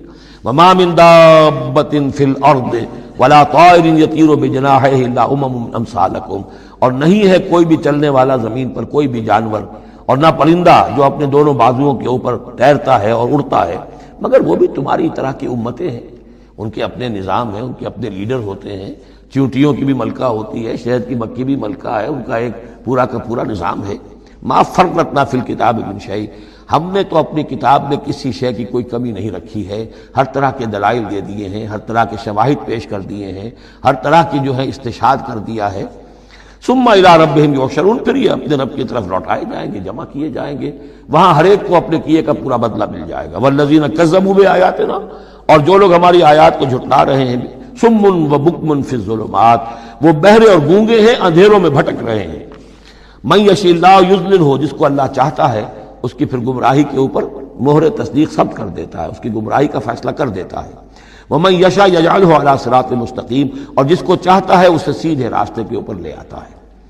قل ارأیتکم ان اتاکم عذاب اللہ او اتتکم الساعۃ وغیر اللہ تدعون، اب ایک اور بات ان سے کی جا رہی سرچنگ انداز میں، ان سے کہیے ذرا غور کرو، اگر تم پر کسی وقت اللہ کا عذاب آ جائے یا تم پر قیامت آ جائے تو کیا سوائے اللہ کے کسی اور کو پکارو گے؟ یہ بھی ان کا مشاہدہ تھا، جب بھی کبھی تکلیف ہوتی تھی سمندر میں جاتے تھے، کہیں طوفان آ گیا، پھر نہ وہ لات کو پکارتے تھے، نہ عزا کو، نہ منات کو، نہ حبل کو، کسی کو نہیں، پھر اللہ کو پکارتے تھے۔ تم پر کوئی شامت آتی ہے تو اسی کو پکارتے، معلوم ہے تمہاری فطرت میں ایک ہی اللہ پر ایمان ہے۔ ان کنتم صادقین، اگر سچے ہو تو ذرا جواب دو۔ اب ظاہر بات ہے جس میں کچھ بھی شرافت کی رمق تھی وہ ان دلیلوں کو سمجھتے تھے کہ ہاں بات تو ٹھیک کہہ رہے ہیں، ہماری کیفیت تو یہی ہے۔ بل ایاہ تدعون، اسی کو تم پکارتے ہو، فیکشف ما تدعون الیہ ان شاء، پھر اگر وہ چاہتا ہے تو جو تم پکارتے ہو جس تکلیف میں وہ دور کر دیتا ہے۔ وتنسون ما تشرکون، لیکن تم بھول جاتے ہو ان کو جن کو کہ تم شریک کرتے ہو، وہ تمہیں یاد نہیں آتے، لات اور عزا اور حبل اور منات وہاں یاد نہیں آتے۔ وَلَقَدْ أَرْسَلْنَا إِلَىٰ أُمَمٍ مِّن قَبْلِكَ فَأَخَذْنَاهُم بِالْبَأْسَاءِ وَالضَّرَّاءِ، اور ہم نے بھیجا ہے اور بھی امتوں کی طرف اے نبی آپ سے قبل۔ اب یہ ایک بہت اہم قانون ہے جو بیان ہو رہا ہے انبیاء اور رسل کے بارے میں، انبیاء نہیں رسل کے بارے میں۔ جب بھی کسی قوم کی طرف رسول بھیجے جاتے تھے تو اللہ تعالیٰ کی طرف سے چھوٹے چھوٹے عذاب آتے تھے تاکہ وہ جو خواب غفلت میں، خواب خرگوش میں مبتلا ہیں، وہ جاگیں، ہوش میں آئیں اور بات سنیں۔ لیکن اگر وہ انکار کر دیتے تھے تو پھر اللہ تعالیٰ کی طرف سے ان کی رسی ڈھیلی کر دی جاتی تھی، اب کھا لو پی لو، جو بھی چند دن مہلت ہے عیش کر لو، پھر اچانک عذاب ان پر آ جاتا تھا۔ یہ مضمون اصل میں یوں سمجھیے کہ دوسری سورت کا عمود ہے جس نے کہ اس سورہ مبارکہ کو اس کے ساتھ جوڑ دیا ہے. باقی یہ مضمون بڑی تفصیل سے آئے گا سورہ اعراف کے اندر. وَلَقَدْ أَرْسَلْنَا إِلَىٰ أُمَمٍ مِّن قَبْلِكَ فَأَخَذْنَاهُم بِالْبَأْسَاءِ وَالضَّرَّاءِ، اور ہم نے بھیجا اور امتوں کی طرف آپ سے پہلے اے نبی رسولوں کو، تو پھر ہم نے پکڑا ان کو سختیوں سے اور تکلیفوں سے. لَعَلَّهُمْ يَتَضَرَّعُونَ، شاید کہ وہ تضرع کریں، عاجزی کریں، گڑ گڑائیں. فَلَوْلَا إِذْ جَاءَهُم بَأْسُنَا تَضَرَّعُوا، تو کیوں نہ ایسا ہوا کہ جب ہماری طرف سے کوئی سختی ان پر آئی تو وہ گڑ گڑاتے اور وہ عاجزی کرتے. ولیکن قست قلوبہم، لیکن ان کے دل تو سخت ہو چکے تھے. وزین لہم الشیطان ما کانوا یعملون، اور شیطان نے مزین کیے رکھا ان کے لیے جو عمل وہ کر رہے تھے. یعنی کوئی سوچنے کے لیے تیار نہیں ہوا، کوئی اپنے رویے پر نظر ثانی کر